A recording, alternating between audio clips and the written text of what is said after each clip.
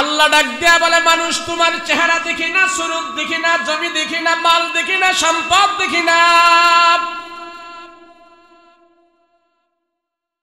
এ মানুষ আমি আল্লাহ তুমি কত বড় জমিদার, কত বড় বংশধর, কত বড় কি আমি দেখি না, আমি দেখি না।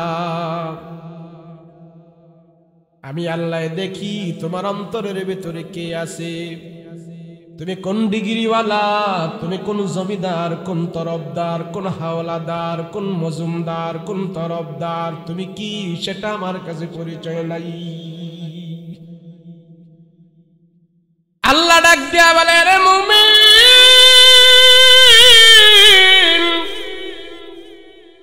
সমাজের কেউ তোরে দাম দেয় না, কোনো অসুবিধা নাই।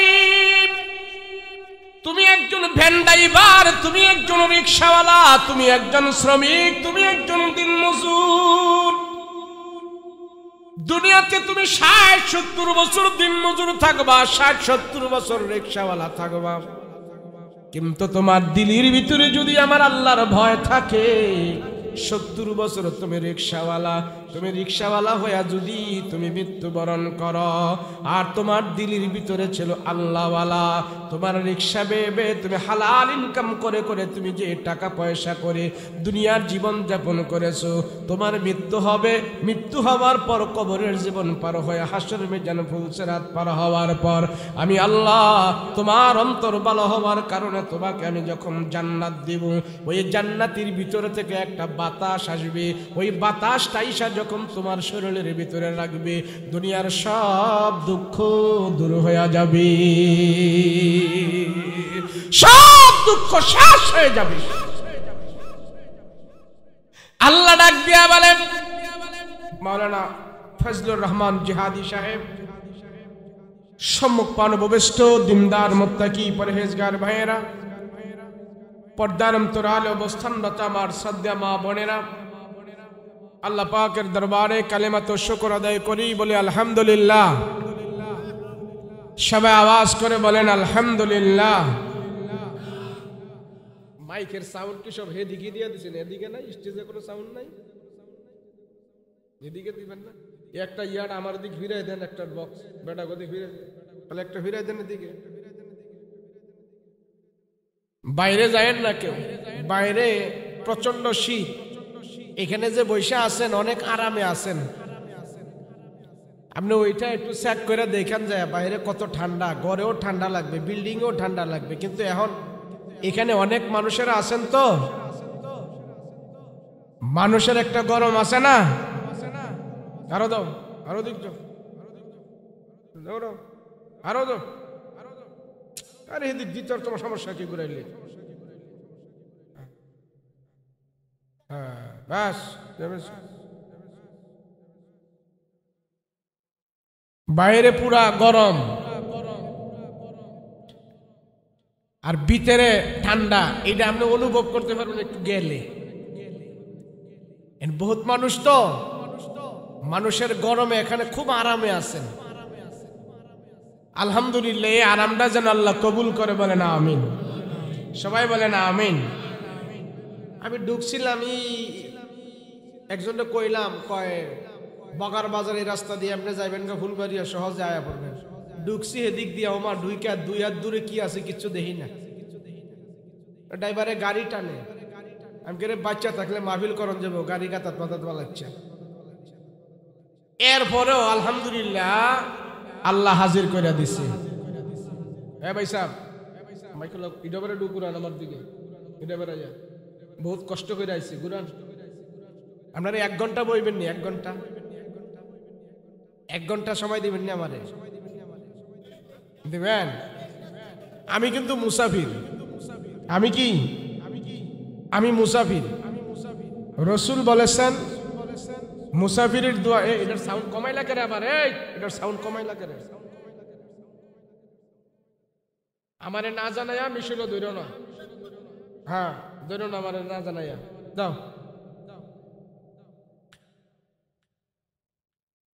দূরের থেকে চলে আইছি, আমি মুসাফির। মুসাফিরের দোয়া আল্লাহ কবুল করে। কি করে? জোরে বলেন কি করে?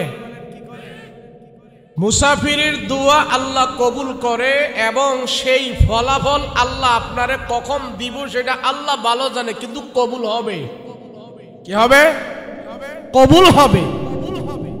আমি যেহেতু মুসাফির, দোয়া আল্লাহ কবুল করবে, কিন্তু ফলাফল আল্লাহ কখন দিবে সেটা আল্লাহর বিষয়, কিন্তু দোয়া কি হবে? কবুল হবে। নবীজি বলেছেন, দাও শান্ত, একটা দাও না, দুটা মোরাও করে। আচ্ছা ঠিক আছে, আর কমাইও না।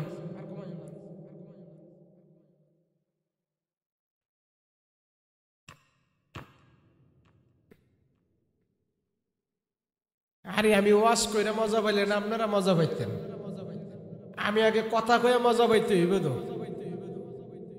আজকে কষ্টই করেন আপনারা। আওয়াজ যায় না পিছনে? পিছনে আওয়াজ যায় না? একো তোমার মাইক কই লাগাইছো? হেনে আওয়াজ যায় না কে? এই স্টেজে কোনো মাইক টেক নাই?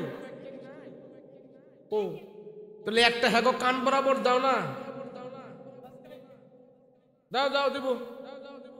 মাইকের আওয়াজের লেগা বয়ে থাকতে পারে না, আর বলে আওয়াজ পায় না।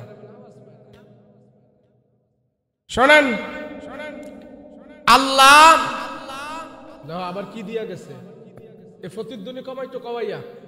আল্লাহ যারে ভালোবাসে, পছন্দ করে, মহব্বত করে, যার উপরে আল্লাহ পাকের রহমতের দৃষ্টি আল্লাহ বারবার দান করে, আল্লাহর ওই বান্দাদেরকেই এই কনকনে শীতের রাতে আল্লাহ এই গুনাহমুক্ত মজলিসে বসায় রাখছে। আপনার বিশ্বাস হয়নি? আল্লাহ যারে ভালোবাসে, পছন্দ করে, তারে দিয়ে এই জমিনে আল্লাহর কাজ করায়। আপনি মমিন সিংহের হন, আর কুমিল্লার হন, আমেরিকান হন, লন্ডনের হন, জাপানের হন, যে যেখানের হয়, আল্লাহ তারে পছন্দ করতে হয়। কথা বলেন ঠিক কিনা?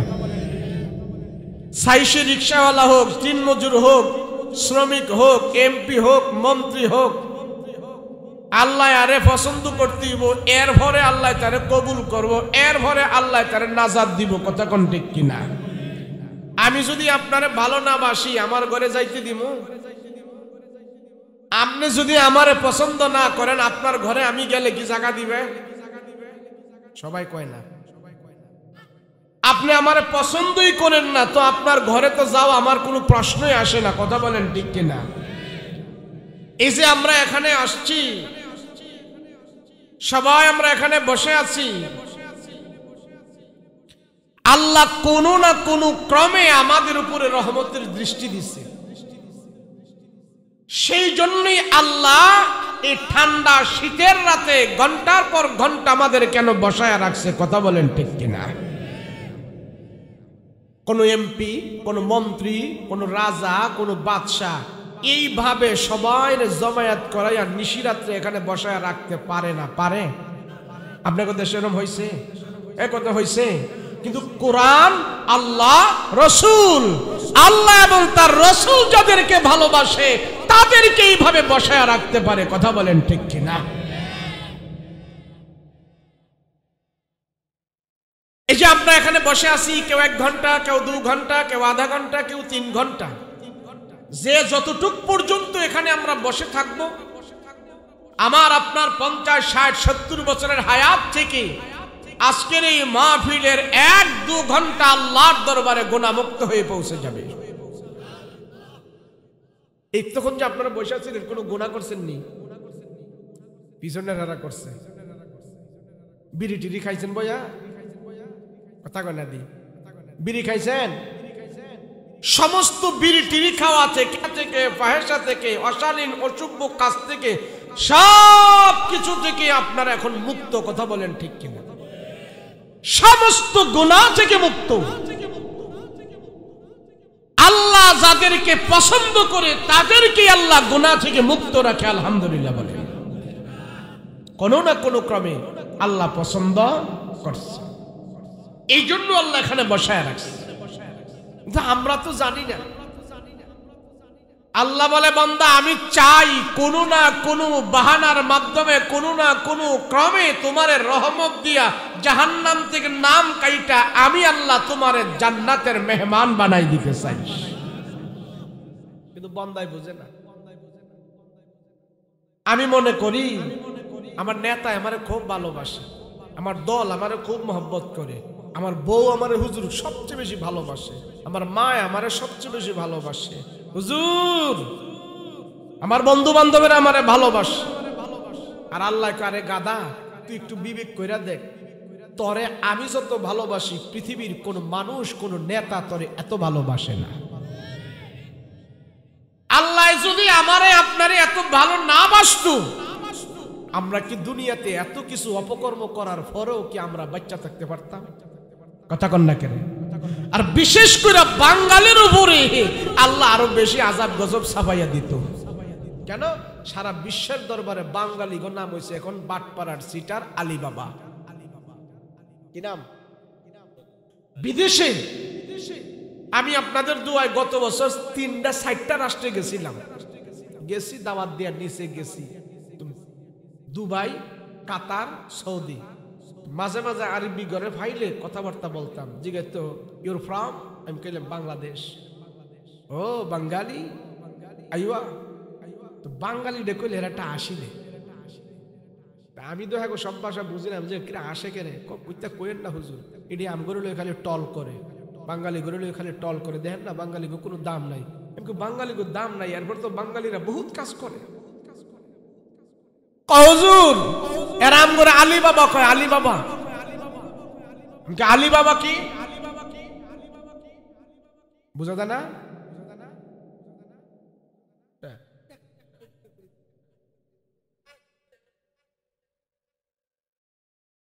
আবার যাই পিছে আছে? ঠিক আছে আলহামদুলিল্লাহ আলহামদুলিল্লাহ। এই ভাই আর ডিস্টার্ব করে না, সময় কম। এটা থামাই দেন না, এটা থামাই দেন, লাগাই দেন, এটা লাগাই দেন, চলে দেন। তো জিগাইলাম কি রে আলী বাবা কয় কে? হুজুর বাঙালি করে সুর কয়।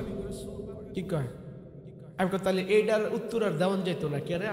আমগো বাঙালিরা সুরই বেশি কেন? আমরা মানুষ বেশি, সুরি সামারি আমগো বন্ধ করতে পারি নাই কেন? আল্লাহ সারাইছে বাংলাদেশ থেকে গরিব গরিব মানুষটি সৌদি আরবে গেছে, এন ছোট ছোট সুর আইছে।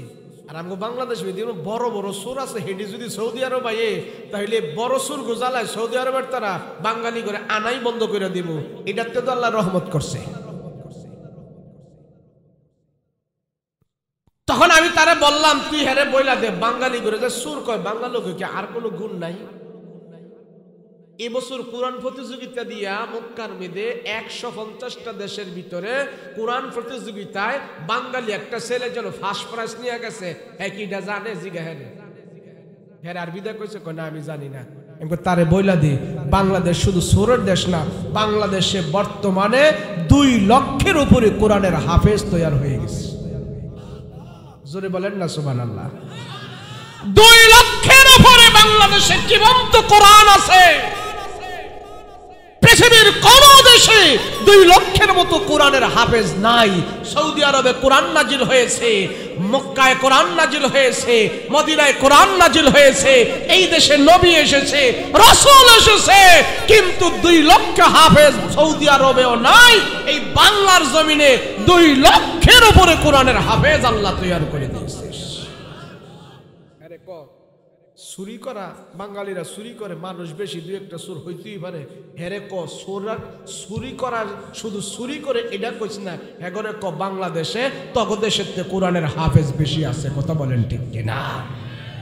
যদি এখানে আমরা চুরির দেশের বন্ধ করতে পারতাম, সব দিক দিয়া আমরা সারা পৃথিবীতে মাথা উঁচু করে দাঁড়াইতে পারতাম। কথা বলেন ঠিক কিনা? এই ভাই লারাসারি বন্ধ করেন, মাইক ঠিক করেন, ইত্যাদি আওয়াজ করেন যেত না, এত কাছে গিয়া কথা কর। আমরা আম করে দাওয়াত দেওয়া, যদি আমরা টেহাও না দেন না খাওয়ান কোনো অসুবিধা নাই। এই যে এন কথা কই, কথা জানা ভালো কই, আপনি এন ঠিক করেন মিয়া।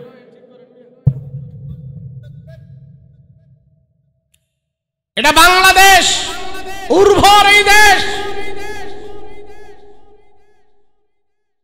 আজকে সারা বাংলাদেশের ভিতরে 64টা জেলা, শুনুন, 64টা জেলার ভিতরে যদি একটা করে ওয়াজ মাহফিল হয়, 64টা মাহফিল, কথা বলেন ঠিক কিনা? এই 64টা মাহফিলের ভিতরে যদি 1000 লোক হয় তাহলে 64,000 মানুষ, ঠিক কিনা? 64,000 মানুষ, 64,000 মানুষ আজকে রাতের গভীর আধারে আল্লাহর দরবারে হাত উঠে দোয়া করবে, আর সবার ভিতরে আমরাও শামিল আছি, কথা বলেন ঠিক কিনা? এই 64,000 মানুষ এই বাংলাদেশ থেকে আজকে আল্লাহর দরবারে হাত উঠে দোয়া করবে। আপনি কি মনে করেন এর থেকে কারো দোয়া কবুল হইতো না? কথা কন না দি। পৃথিবীর বুকে আপনি ঘুরে ঘুরে খুঁজে খুঁজে দেখেন, পৃথিবীর বুকে এমন দেশ পাওয়া যাবে না যে এক রাতে 64,000 মানুষ আল্লাহর দরবারে জমায়েত হয়ে দোয়া করেছে। বাংলাদেশ ছাড়া পৃথিবীর বুকে কোনো একটা দেশ আর পাওয়া যাবে না, কথা বলেন ঠিক কিনা? ওর বাড়াইতে মায়া লাগে কেন? বাড়াও বাস।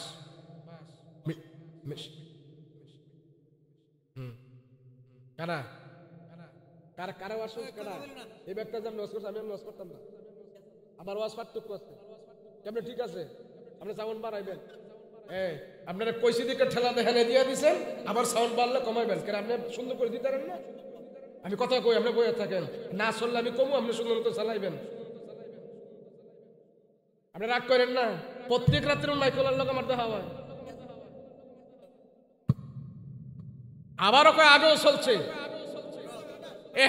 ফুলের হ্যাক গেলেন আমরা জানেননি? আপনার মাইক যদি নষ্ট হয়ে যায়, যদি ইউনিট কাটতে যায়, আমার তো সমস্যা কি আর করলে? আলহামদুলিল্লাহ মাইক ভালো, মাইক কিন্তু খারাপ না, মাইক ভালো, হয়তো সেটাকে একটু হয়েছে, মাইক ভালো, আল্লাহ কবুল করেন বলেন আমিন। 64,000 জেলা থেকে আজ রাতে আল্লাহর দরবারে 1000 করে মানুষ হলো, 64,000 মানুষ আজকে হাত উঠাইবে আল্লাহর কাছে। প্রত্যেক দিন শীতের সিজনে এরম প্রত্যেক জেলা থেকে একটা মাহফিল দড়ি। আচ্ছা, ময়মনসিংহ জেলা কি একটা মাহফিল আজকে?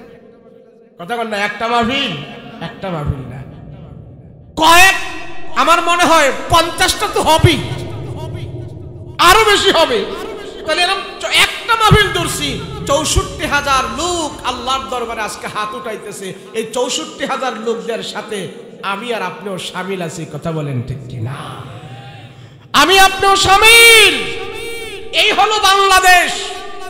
আর আমি মনে করি এই শীতের সিজনে প্রত্যেক রাতে আল্লাহর দরবারে হাত উঠে যে আমরা দোয়া করতেছি, আমাদের এই দোয়ার বদলতেই আল্লাহ বাংলাদেশকে, ছোট্ট একটা শিশু রাষ্ট্রকে আল্লাহ সব দিক দিয়া এখন পর্যন্ত আমাদেরকে ঠিক রাখছে, কথা বলেন ঠিক কিনা?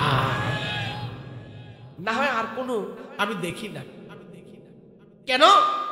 বাঙালি আমরা যে সিটারি বাটপারি যা করেছি, যদি সব সিটারি বাটপারির ওসল এবং সিটারি বাটপারির সব সাজা যদি আল্লাহ আমাদেরকে নগদে দেয়, একজন আমরা বেঁচে থাকার কথা না। আমি বলি বাংলাদেশ সারা বিশ্বের দরবারে এক সপ্তাহে সুনাম অর্জন করবে। একজন বাঙালিকেও চোর বলার কেউ সাহস পাবে না। যদি বাংলাদেশের মানুষ চোর মুক্ত হতে হয়, দেশকে যদি চোর মুক্ত রাখতে হয়, একটা আমল করলে সব ঠিক হয়ে যাবে। কোরআন থেকে সব আইন বাস্তবায়ন করার দরকার নাই, শুধু একটা আইন বাস্তবায়ন করো। কয়টা? জোরে কোন কয়টা? একটা। কোরআনের যত আয়াত আছে 6666 আয়াত আপনার মানার দরকার নাই, প্রথম শুধু একটা মানেন। এটা কি? চুরি করলে হাত কাটটা দেও। খালি সংসদে এইটা ভাষণ। বাংলাদেশে চুরি হইতো না, চুরি তো হইতো না, গুলিস্তান টাকার বস্তা ফেরা থাকলেও কেউ ধরতো না। শুধু এক টাইম করা হোক, দেশ ভালো হয়ে যাবে, দেশের মানুষ দরজা খুলে ঘুমাবে, কারো মালে কেউ হস্তক্ষেপ করবে না। কোরআন থেকে যদি এক টাইম করা হয়, কথা বলেন ঠিক কিনা? কিন্তু এটা সম্ভব না। করব কেডায়?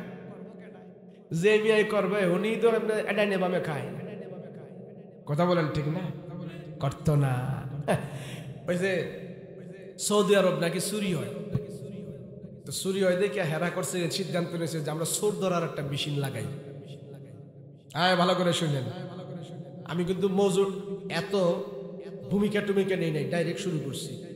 সৌদি আরবের তারা চোর ধরার মেশিন লাগাইছে, তো 2 মাস এই মেশিনটা রাইখা দিয়েছে। 2 মাসের ভিতরে মাত্র 5টা চোর ধরা পড়ছে। কোন দেশ? 5টা চোর ধরা পড়ছে। এখন সৌদি আরবের একটা কথার কথা আর কি, সৌদি আরবের তারা যে এই মেশিন লাগাইছে এটা আবার দেখছে দুবাইয়ের তারা, হেরা কয় আমগো দেশেও লাগাই। দুবাইয়ের তারাও লাগাইছে। 2 মাস চোরের মেশিন লাগাইয়া হেরা এই মেশিন দিয়ে চোর ধরতে পারছে 20টা। কয়টা?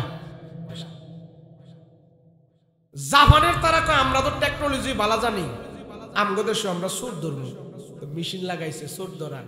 জাপানের তারা এই খুব অত্যাধুনিক মেশিন লাগাইয়া 2 মাসের ভিতরে চোর ধরছে 50টা।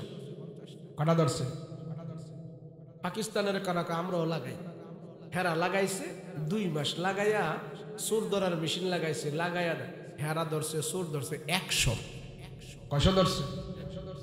এই খবর বাংলাদেশ হয়েছে। বাংলাদেশে আমগো বাংলাদেশে চুরি বেশি হয়, আমগো দেশে মেশিন লাগানোর কাম। বাংলাদেশের তারাও জাপানের তো খুব অত্যাধুনিক টেকনোলজি মেশিন আনছে, চোর ধরবো, চোর ধরার মেশিন লাগাই রাখছে 2 মাস 3 মাস। মানে চিন্তা করছে আমগো দেশ পুরো ভালো হয়ে যাবো, চোর ধরার মেশিন যা লাগাইছে 2 মাস পরে যায়া দেখে চোর ধরা পড়ছে কয়টা, যায়া দেখে মেশিন দিয়ে চুরি হয়ে গেছে। এটার নাম হইল বাংলাদেশ। কথা বলেন ঠিক কিনা? মেশিন দিয়া চুরি বন্ধ করা যাইব না, পুলিশ দিয়া চুরি বন্ধ করা যাইব না, জেলখানা বানাইয়া ডাকাত বন্ধ করা যাইব না, দুর্নীতি বন্ধ করা যাইব না, র‍্যাব সীতা কোবরা দিয়া দুর্নীতি বন্ধ করা যাইব না। দুর্নীতি যদি বন্ধ করতে হয়, দ্যাট যদি ভালো করতে হয়, আমার রসুল মুক্কায় এরম জাহেল সুর বাটপার যত আছিল সবগুলোর ভালো করে ফেলছে নবীজি কোরআন দিয়া। কথা বলেন ঠিক কিনা? আমরা কিচ্ছু বলি না, একটা আইন বাস্তবায়ন করো ভালো হয়ে যাবে। কয়টা আইন? এত কিছু লাগবে না তোমাদের, এত চিন্তা চেতনা সব দুলিশাত হয়ে যাবে। কোরআনের কাছে আমাদের সব চিন্তা চেতনা ফেল হয়ে যাবে। কোরআন আমাদেরকে সৎ পথ দেখায় দিবে। কথা বলেন ঠিক কিনা? আমি কোরআন থেকে যে আয়াতটা পড়ছি, এই আয়াতটা আল্লাহ পাক কোরআনে কারীমের ভিতরে নাজিল করছেন একটা ব্যক্তিকে কেন্দ্র করে। আমার ওয়াজটা বোঝার জন্য এই ইতিহাসটা মনে রাখবেন। পৃথিবীতে আল্লাহ পাক 3টা মানুষকে কালো বানাইছে। কয়টা? জোরে বলেন কয়টা? 3টা। খুব মনে রাখবেন। কালো তো কালো, আমাদের সমাজে অনেক মানুষ আছে কালো মানুষ, কিন্তু কালো হইলে কি আছে, তার অনেক ডিগ্রি আছে, বিদ্যা বুদ্ধি আছে। কিন্তু এই 3টা মানুষের চেহারায় নাই, পয়সায় নাই, টাকায় নাই, ডিগ্রি নাই, কিচ্ছু নাই। কয়জন? 1 নম্বরে হলেন লোকমান হাকিম। জোরে বলেন নাম কি?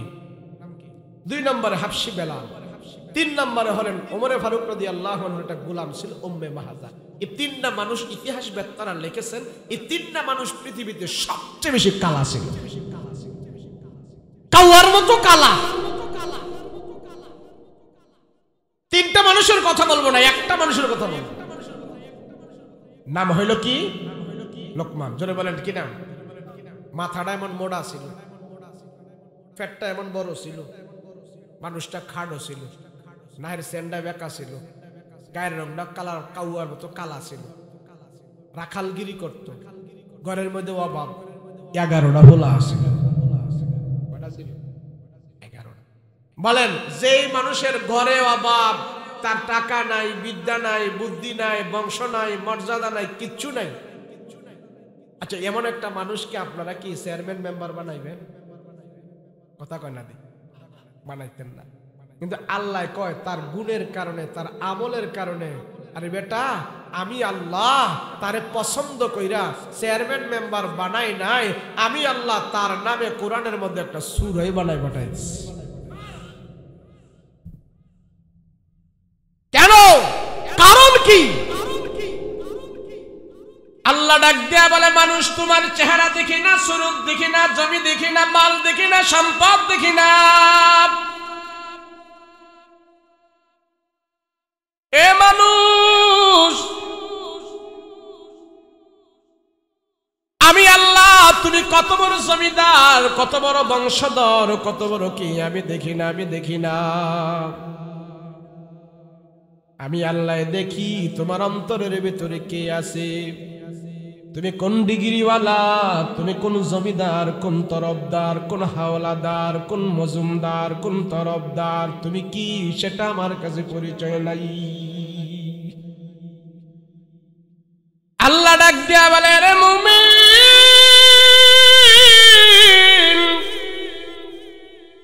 সমাজের কেউ তোরে দাম দেয় না, কোনো অসুবিধা নাই। তুমি একজন ভ্যান ড্রাইভার, তুমি একজন রিকশাওয়ালা, তুমি একজন শ্রমিক, তুমি একজন দিনমজুর, দুনিয়াতে তুমি ৬০-৭০ বছর দিনমজুর থাকবা, ৬০-৭০ বছর রিকশাওয়ালা থাকবা, কিন্তু তোমার দিলের ভিতরে যদি আমার আল্লাহর ভয় থাকে, ৭০ বছর তুমি রিকশাওয়ালা, তুমি রিকশাওয়ালা হইয়া যদি তুমি মৃত্যুবরণ করো, আর তোমার দিলের ভিতরে ছিল আল্লাহওয়ালা, তোমার রিকশা বেবে তুমি হালাল ইনকাম করে করে তুমি যে টাকা পয়সা করে দুনিয়ার জীবন যাপন করেছো, তোমার মৃত্যু হবে, মৃত্যু হওয়ার পর কবরের জীবন পার হয়ে হাসর মিজান ফুলসিরাত পার হওয়ার পর আমি আল্লাহ তোমার অন্তর ভালো হওয়ার কারণে তোমাকে আমি যখন জান্নাত দিব, ওই জান্নাতের ভিতরে থেকে একটা বাতাস আসবে, ওই বাতাসটা আইসা যখন তোমার শরীরের ভিতরে লাগবে, দুনিয়ার সব দুঃখ দূর হয়ে যাবে, সব দুঃখ শেষ হয়ে যাবে। আল্লাহ ডাক দিয়া বলে, এ দুনিয়ার মানুষ দেখো দেখো, লুকমান কালো মানুষ, দুনিয়ার কোন মানুষ তার দাম দেয় নাই। বেলাল দুনিয়াতে কালো মানুষ, কেউ তার দাম দেয় নাই। আল্লাহর নবীর কাছে এসে মক্কার কাফের মুশরিকেরা বলে, ওগো রহমতের নবী, আপনি তামাম দুনিয়ার জন্য রহমত আমরা জানি, কিন্তু আপনাকে আমরা মানতে পারি না। ও পয়গম্বর, আপনাকে আমরা নবী মানি না, আপনার ধর্ম আমরা মানি না। এই যে খানায়ে কাবার মুয়াজ্জিন বানাইছেন আপনি বেলালকে, বেলাল একটা নির্বংশ মানুষ, হাবশী দেশের মানুষ, তার বংশের পরিচয় নাই, তার বাপমার পরিচয় নাই। আপনি সম্মানিত কাবা ঘরের মুয়াজ্জিন আপনি বেলালকে বানাইছেন, কেন আপনি বেলালকে এমন করে সম্মানের আসনে মুয়াজ্জিন বানাইছেন? আপনাকে আর কোনো মানুষ পান নাই। আবু জাহেল বলে, মুহাম্মদ আমার বাপ দাদারা এমন অবস্থাটা দেখে নাই, তুমি একটা কালো মানুষকে মুয়াজ্জিন বানাইছো, তুমি মুয়াজ্জিন বানাইছো। এই খানায়ে কাবা তুমি একটা অসম্মান করেছো কাবার। বেলালকে কেন তুমি মুয়াজ্জিন বানাইলা? অন্য কাউকে তুমি পাইলা না? একটা হাবশী বংশের মানুষকে কেন তুমি মুয়াজ্জিন বানায়া খানায়ে কাবার কেন অসম্মানী করলা? মুহাম্মদ কেন তুমি এমন করলা? মক্কার কাফির বিবেরা আসে বলে, মুহাম্মদ আমরা সম্ভ্রান্ত পরিবারের মানুষ, আমরা কুরাইশ বংশের মানুষ, তুমিও কুরাইশ বংশের মানুষ। কুরাইশ বংশের মানুষেরা খানায়ে কাবার দেখাশোনা করে, খানায়ে কাবা দেখশন করে, খানায়ে কাবা পরিচালনা করে। আমাদের ভিতর থেকে কাউকে তুমি মুয়াজ্জিন বানাও। আল্লাহর নবী চুপ হয়ে আছে, আর আবু জাহেল উকবা সাহেবারা নবীর এসে ভর্ৎসনা দিতেছে। আল্লাহ বাঁচাইছে, আমার বাপদাদারা তোমার এই কর্মকাণ্ড দেখে নাই। বেলালের মতন একটা কালো মানুষকে কেন তুমি মুয়াজ্জিন বানাইলা খানায়ে কাবার? এই জিনিসটা আমরা পছন্দ করি নাই, এই জিনিসটা আমাদের কাছে পছন্দ হয় নাই।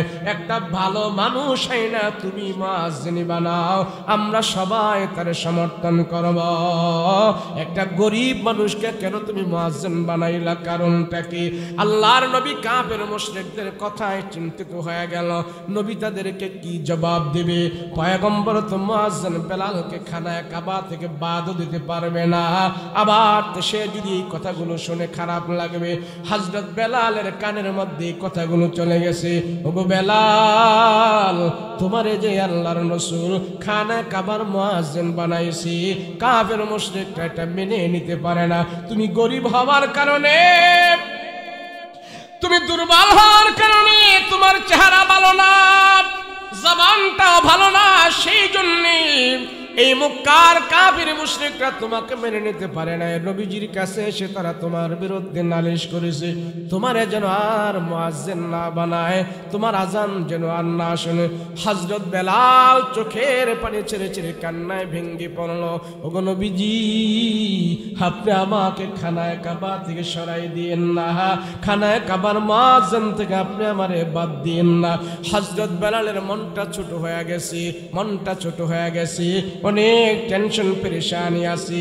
কাফেরের কথায় নবী যদি আমারে মুয়াজ্জিন থেকে বাদ দিয়া দেয়, আমি এত বড় সওয়াবের কাজ থেকে বঞ্চিত হয়ে যাব। নবীজি কাফেরের কথায় হযরত বেলালকে মুয়াজ্জিন বাদ দিয়ে দিবে না। রাসূল বলে, ঠিক আছে, আমি কিছু বলবো না। দেখি তোমরা যে বেলালকে তোয়াক্কা করতেছো, ধিক্কার দিতেছো, তোমাদের এই কথার জবাবে দেখি আল্লাহ বেলালের পক্ষে এবং তোমাদের কথার পক্ষে আল্লাহ কি আয়াত নাজিল করে, কি দিক নির্দেশনা দেয়।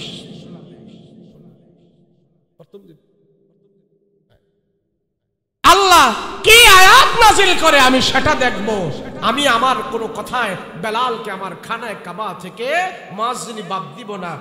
কাফের মুশরিকরা আইসা দেখে মুহাম্মদের ডাইনে বামে সামনে পিছনে গামলা মানুষ, দিন মজুর, শ্রমিক, বাগানে পানি দেয়, খেজুর পয়রা পয়রা এগুলা দিয়া দিনাতিপাত করে, এমন গরিব মানুষগুলো রাসূলের কাছে বসে থাকে।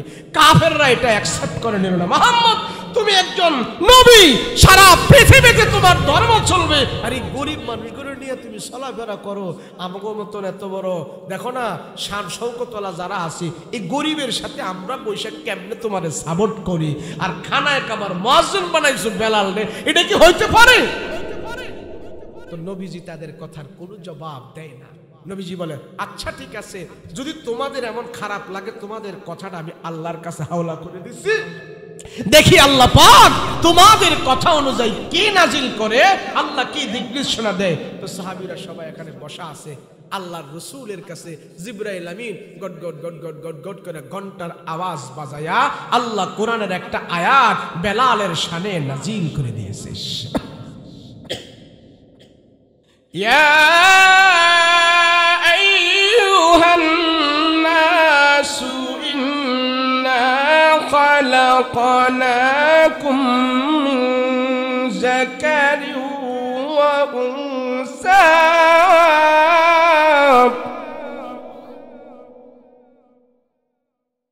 من ذكر وأنثى وجعلناكم شعوبا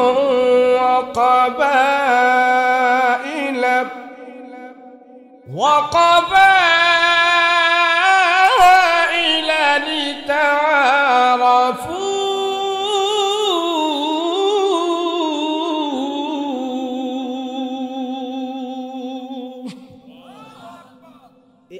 নাজিল হয়ে গেল।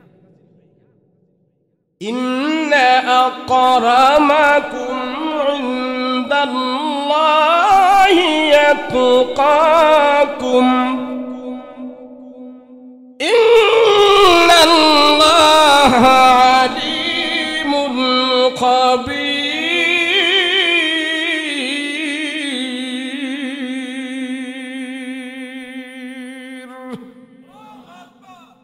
সব কাফেররা স্তব্ধ হয়ে গেল, তারা তো কোরআনের আয়াতের অর্থ বুঝে।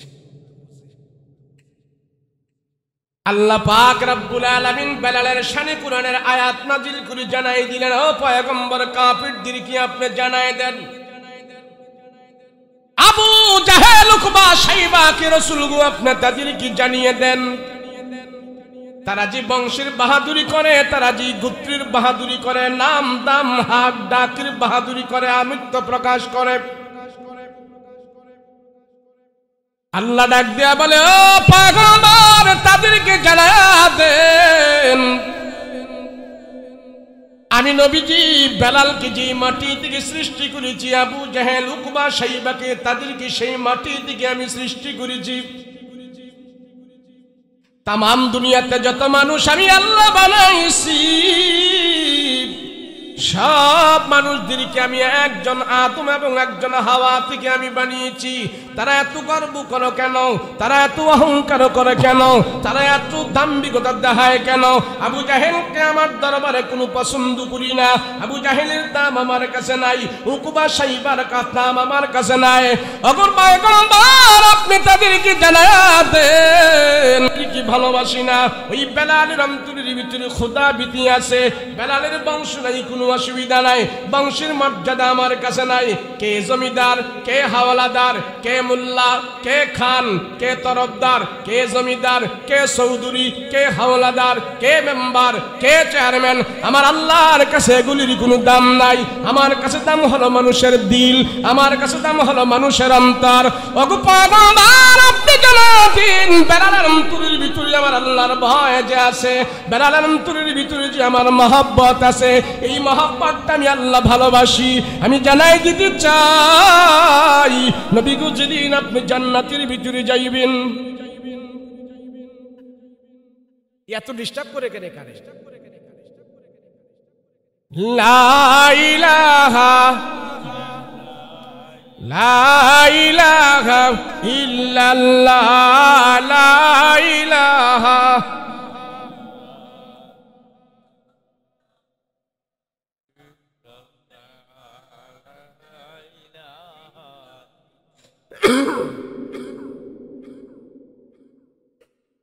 লা ইলাহা ইল্লাল্লাহ লা ইলাহা লা ইলাহা ইল্লাল্লাহ মুহাম্মাদুর রাসূলুল্লাহ সাল্লাল্লাহু আলাইহি ওয়াসাল্লাম। আল্লাহ ডাক দেয়া কয় পয়গম্বর তাদেরকে জানায়া দেন আবু জাহেলের অন্তরের আমার কাছে দাম নাই। কে জমিদার, কে হাওলাদার, কে তরফদার, কে মজুমদার, কে সাব, এই সব সেই সব তুমুক সবের দাম আমার কাছে নাই। খোদা ভীতি যার ভিতরে আছে, চাই সে আদনা মানুষ হোক, চাই সে একজন রিক্সাওয়ালা হোক, চাই সে একজন ভ্যান ড্রাইভার হোক, চাই সে একজন দিন মজুর হোক, আমি আল্লাহ সেই অন্তরকে ভালোবাসি। যে অন্তরের ভিতরে আমার আল্লাহর ভয় আছে, ওই অন্তর আমি আল্লাহ জান্নাতের জন্য কবুল করে নিয়েছি। ওগো রাহমাতুল লিল আলামিন পয়গম্বর ওই তাদেরকে জানায়া দেন, কাফির মুশরিকদেরকে জানায়া দেন বেলালের দাম আর তাদের দাম এক নয়। তারা দুনিয়াতে দামি হতে পারে আর বেলাল আমার কাছে দামি। দুনিয়াতে তাদের দাম, বেলালের দাম আমার কাছে। একদিন কাফির মুশরিকরা বুঝতে পারবে আমি বেলালকে কত দামি বানিয়েছি। আমার নবী যেদিন জান্নাতের ভিতরে যাবে, ওই নবীকে আমি জান্নাতে নেওয়ার জন্য যেই ঘোড়া দিয়া নবীকে জান্নাতে সম্মানের সহিত আমি জান্নাতের ভিতরে নিয়ে যাব, ওই ঘোড়ার লাগাম ধরে ধরে বেলাল রাসূলকে জান্নাতে নিয়ে যাইবে। ওই জাহান্নামী কাফির মুশরিকরা তখন দেখতে পারবে আমার নবীর সাথে আপনার বেলাল সেদিন জান্নাতের মেহমান হয়ে যাবে। এত দাম্ভিকতা দেখায় কেন? এরা এত গরম দেখায় কেন? এদের গরম এদের কাছে থাকবে 50 বছর, 60 বছর, 70 বছর, কিন্তু বেলাল যেদিন জান্নাতি হয়ে যাবে, বেলালের জিন্দেগি সেদিন থেকে উন্মুক্ত হয়ে যাবে, ধনী হয়ে যাবে, সুন্দর হয়ে যাবে। আমি আল্লাহ বেলালের দাম কোটি কোটি গুণে তাদের থেকে আমি বাড়াই দিয়েছি। বলেন সুবহানাল্লাহ। দেখেন না, আমরা যদি টাকা পয়সা একটু কম হয় তো আমাদের মনটা একটু ছোট হয়ে যায়। কথা কোন ঠিক কিনা? হুজুর হেরে খোদা এত টাকা দিছে, হেরে এত কিছু দিছে, আমারে হুজুর কেরে আল্লাহ গরিব বানাইছে, আমি কি দুষ্ট করছি? বলে কে বলে না? এরকম গরিব হওয়ার কারণে আমাদের মনোবল ভাঙ্গা যায়। হুজুর আমি গরিব। আরে গরিব, তুমি যদি গরিব হয়ে থাকো তোমার একটা হাত আমার দিয়া লাও, 50,000 টাকা দিন। আচ্ছা রাজি হইব কেউ? এ কথা কন না, রাজি হইব? তোমার একটা হাত দিয়া দাও, 50,000 টাকা দিব।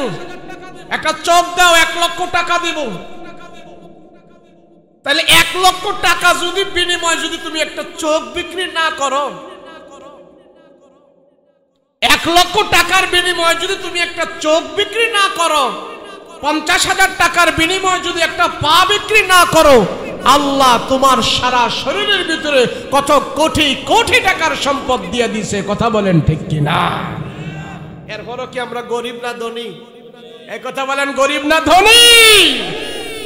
এরপরও যখন বলি ভাই একটা আয়েন না, নামাজ পড়েন না, হুজুর আমরা গরিব মানুষ।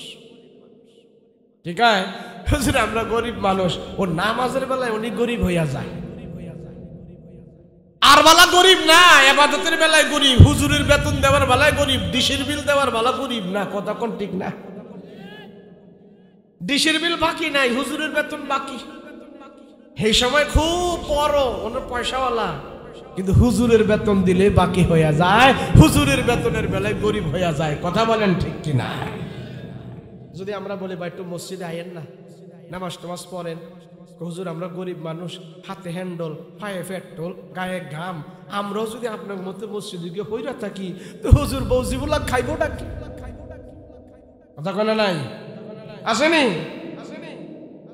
আর এই শীতের মধ্যে তো নামাজের দাওয়াত দেবো দূরের কথা, বিশ্রয়ই ভাই না। কথা কন ঠিক না?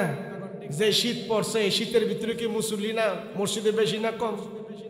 কথা কন না, বেশি না কম? কোনটা অরিজিনাল মুসল্লি আর কোনটা রেডিমেড মুসল্লি পুরা শীত নামলে চিনা যায়। কথা কয় না দে, পুরা শীতের ভিতরে চিনা যায় কোনটা অরিজিনাল আর কোনটা রেডিমেড। কিরে মসজিদে আস না কে? হুজুর যে শীত পড়ছে ওস্তাদ জি, এই ঠান্ডা শীতের মধ্যে পানি হাত লাগানো যায় না, অজুবি করবার পারি না, এই শীতের মধ্যে কি মসজিদে আহা যায়নি, অজু করবার পারি না, নামাজও পড়বার পারি না, শীতটির যায় লোক আহমনি মসজিদে পড়ে। কিতা কয়? শীতটির যায় লোক ওস্তাদ জি আহমনি। তো তোর যদি শীতের জন্য তুই অজু করতে না পারস, তো পায়খানা প্রস্রাব করে পানি লস কেমনে রে? কথা কোন ঠিক না? নবীজি বলে আমার উম্মত হাসরের ময়দানে সমস্ত নবীর উম্মতের ভিতরে আমার উম্মত থাকবে।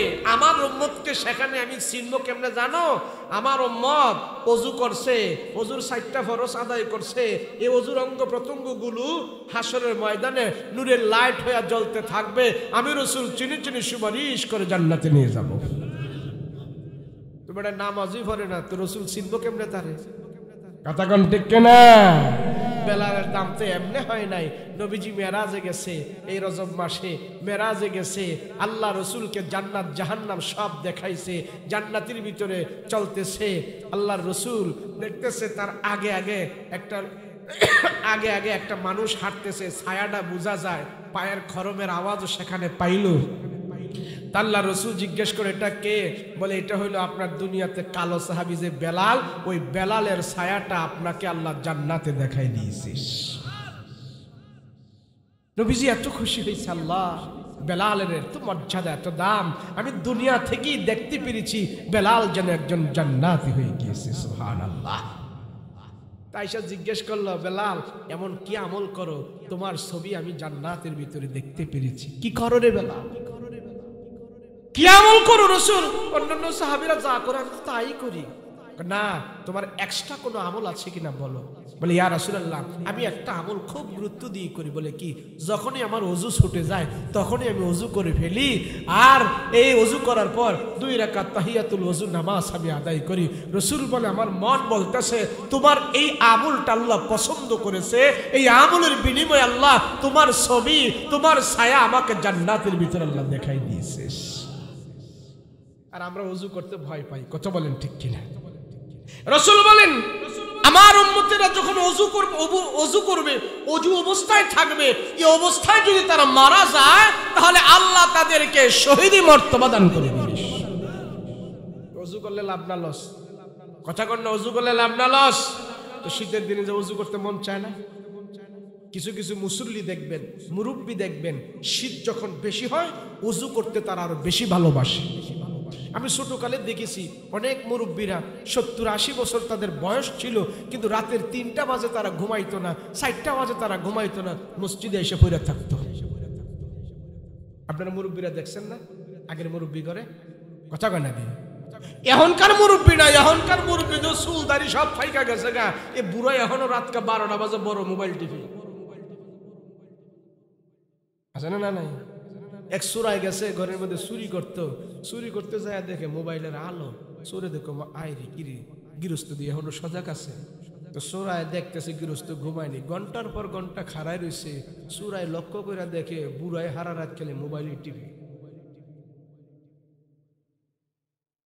যে মুরব্বী তাহাজ্জুদ পড়ার কথা ছিল উনি যদি রাত 12টা 1টা বাজে মোবাইল টিভিতে জুয়ান ভোলায় কি রে কথা কোন তো দেখি কথা কোন ঠিক কিনা ডিজিটাল যুগের ফুলাফান এত সিটার আর বাটপার এখন হয়েছে নামাজ রোজা নাই তো নাই সারা রাত দিন রাত সব খালি আঙ্গুলের মাথা দিয়া ঠেলতেছে কথা বলেন ঠিক কিনা ফুলাফাইন যদি ভালো না হয় ফুলাফাইনের ডিজিটাল চুরি সিটারি বাটপারি বর্তমান মুরব্বীরা ধরার মতো কোনো কায়দা নাই কথা বলেন আছে এক ফুলায় ভাই আল্লাহ আচ্ছা অন্যদিকে যাইতেছে না কথা কইলাই এক ফুলায় মায়ের লোকে ফ্যাম করে তো মায়ের সাথে যখন ফ্যাম করে এখন চিন্তা করতেছে মায়া আমার নাম্বারটা দিছে মায়ের লোকে কথা কই মায়ের নাম্বারটা কি দিয়ে মোবাইলে সেভ করুন আমার মাও পড়াশোনা জানে বাপেও পড়াশোনা জানে তো মোবাইলে সেভ করবো কেমনে কোনোদিন যদি মোবাইলটা হাতে নিয়ে আমার মায় দেখতে ফেলে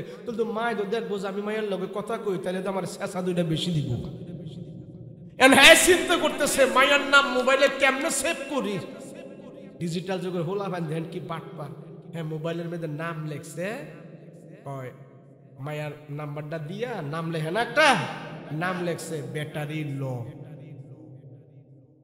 মোবাইলে কি লেখছে ব্যাটারি লো এখন এটা রেখে থুয়া রাখছে সেভ করে রাখছে এখন মোবাইলটা চার্জে দিয়া হয়ে গেছে টয়লেটের ভিতরে বাথরুমে গোসল করতো মা এন্দা ফাঁক করে কাজ কাম করতেছে ফাঁক শাক করতেছে এমন মুহূর্তে হ্যাঁ এলো গোসলখানায় মা এলো ফাঁক করে এমন মুহূর্তে ওই মায়াই দিছে ফোন ক্রিং ক্রিং ক্রিং ক্রিং করে বাজতেছে মা পাকঘর থেকে দৌড়াইছে আমার ফোলারে কে ফোন দিছি আইসা মোবাইল যখন হাতে নিছে মোবাইল মা আবার আগের দিনে রেড ফাঁস লেহা দেখে ব্যাটারি লো মায় করছে কি আরে আমার ফোলার মোবাইলটা ডাউন হয়ে গেছে গা আরো সার সুন্দর মতন লাগাই দিয়ে গেছে গা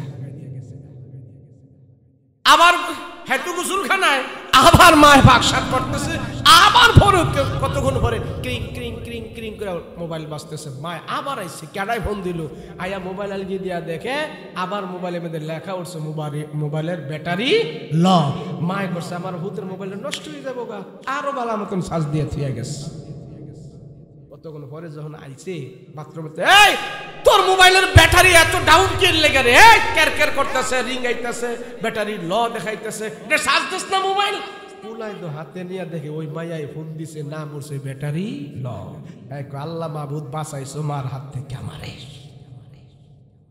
আল্লাহ মুখের মধ্যে ফুটু দিয়া কহে না সারছে বালা কামাই করছি সেভ করছে কি ব্যাটারি ল বলেন এইভাবে যদি নাম লেখা ব্যাটারি ল লেখা যদি সেভ করে কোন মুরব্বী কোন বাবা মাকে পোলারে ধরতে পারবো কথা বলেন ধরতে পারবো এর জন্য সন্তানের ভিতরে আপনিও তার নামাজ শিখান আল্লাহর ভয় শিখান ওযু শিখান গোসল শিখান ফরজ গোসল ওয়াজিব গোসল সুন্নত গোসল সব সন্তানদের শিখান আল্লাহর ভয় শিখান এই সন্তান যদি নিজ থেকে যতক্ষণ পর্যন্ত ভালো না হবে অতক্ষণ পর্যন্ত তারে আমরা ভালো করতে পারবো না কথা বলেন ঠিক কিনা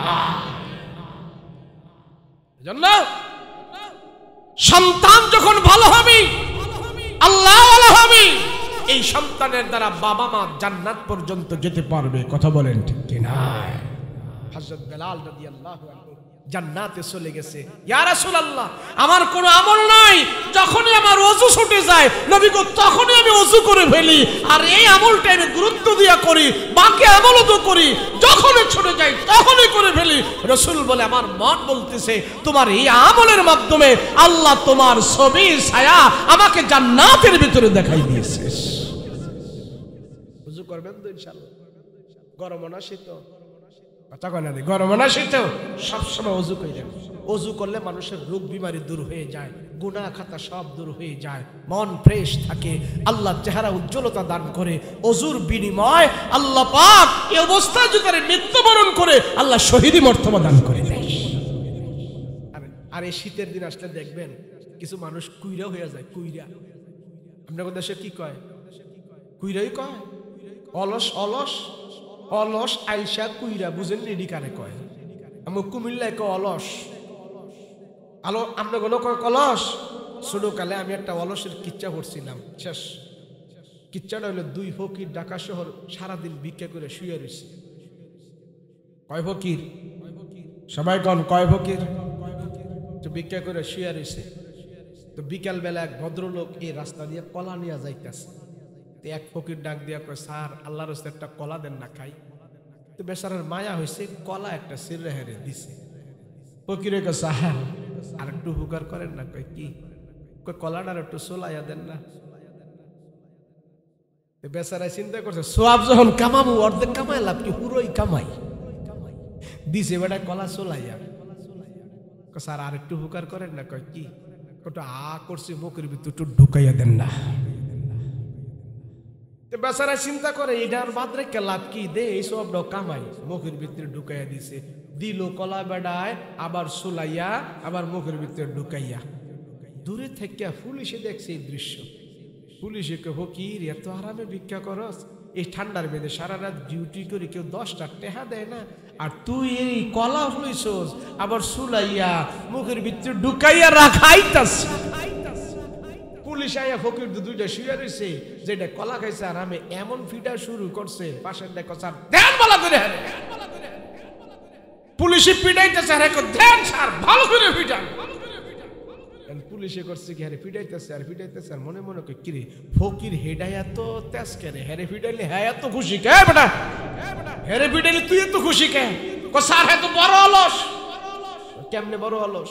স্যার জানেন না, গতকাল আমরা দুইজনে পাশাপাশি ভিক্ষা করে শুয়ে রয়েছি, দূরের একটা কুত্তা এসে আমার মুখটার মধ্যে প্রস্রাব করছে, আর হ্যাঁ তাকাই রয়েছে, কুত্তাটার দূর করে তারাইলো না, সব প্রস্রাব আমার মুখে পড়ছে। পুলিশে ভিড়াই কোনডারে, হের মুখ কুত্তায় প্রস্রাব করে, হ্যাঁ দেখছে দেখে হ্যাঁ বেলে বড় অলস, আর হের মুখে কুত্তায় প্রস্রাব করে, হ্যাঁ তারায় না, আর হ্যাঁ এলা বড় অলস।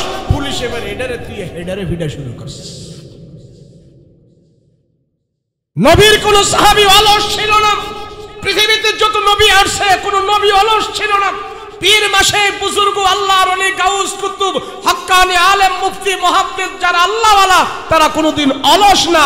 রাসূল বলেন যে অলস হবে সে দুনিয়াও পাবে না, আখিরাতও পাবে না। কথা বলো ঠিক কিনা?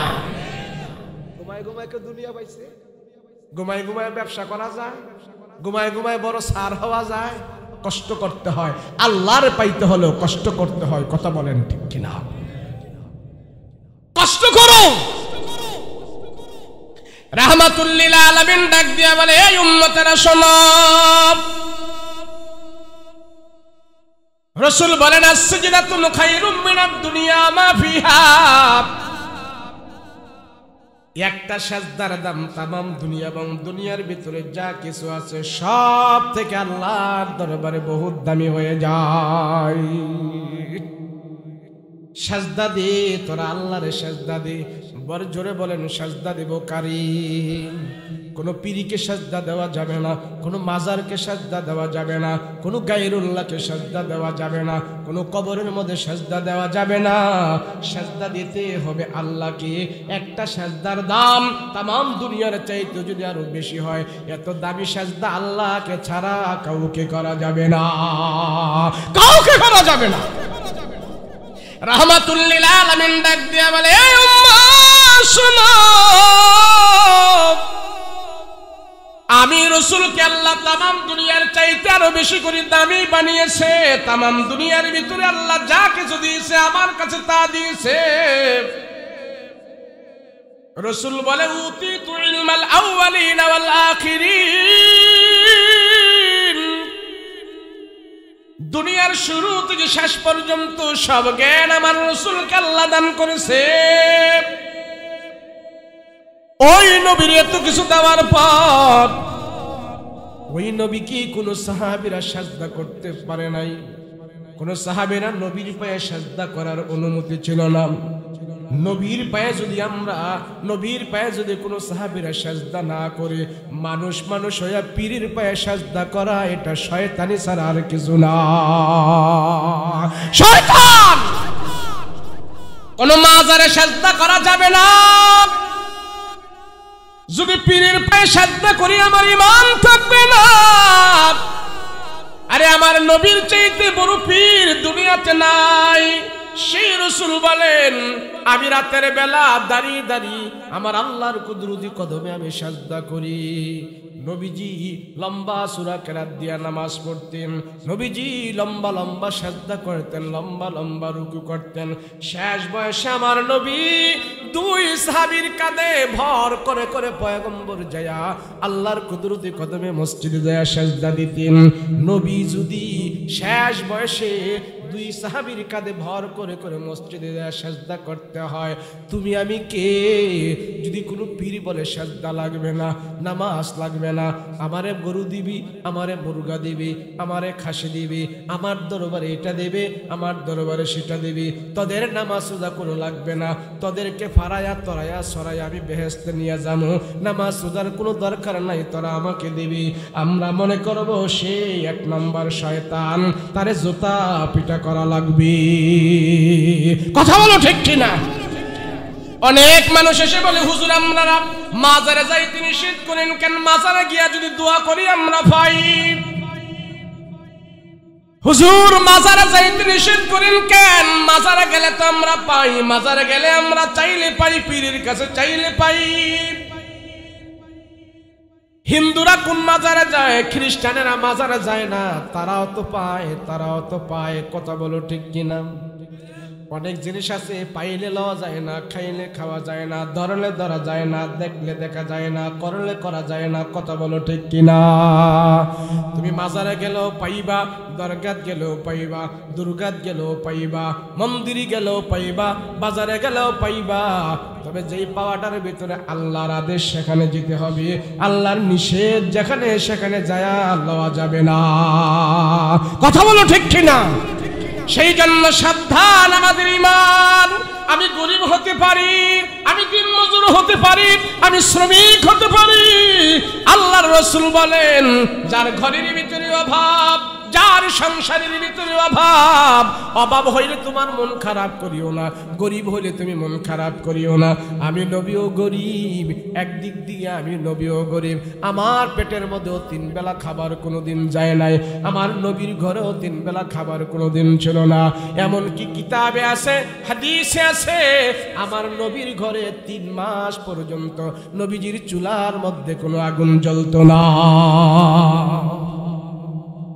আল্লাহ ডাক দিয়া বলে, ও রহমতের নবী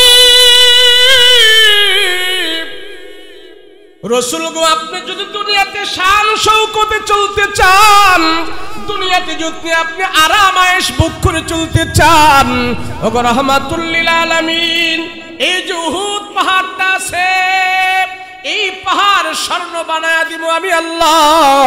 স্বর্ণের পাহাড় রাসূল গো আপনার পিছনে পিছনে ঘুরতে থাকবে। আপনি সেখান থেকে স্বর্ণ বিক্রি করে করে আপনি দুনিয়ার জমিনে আরামে থাকবেন। জিবরাইল আমিন আয়েশা যখন আমার রাসূল কি কথা বলেছি, আল্লাহর নবী ডাক দিয়া কও, ভাই জিবরাইল, না না, দুনিয়ার আরাম আয়েশ আমার দরকার নাই, দুনিয়ার আরাম আয়েশ আমি ভোগ করতে চাই না।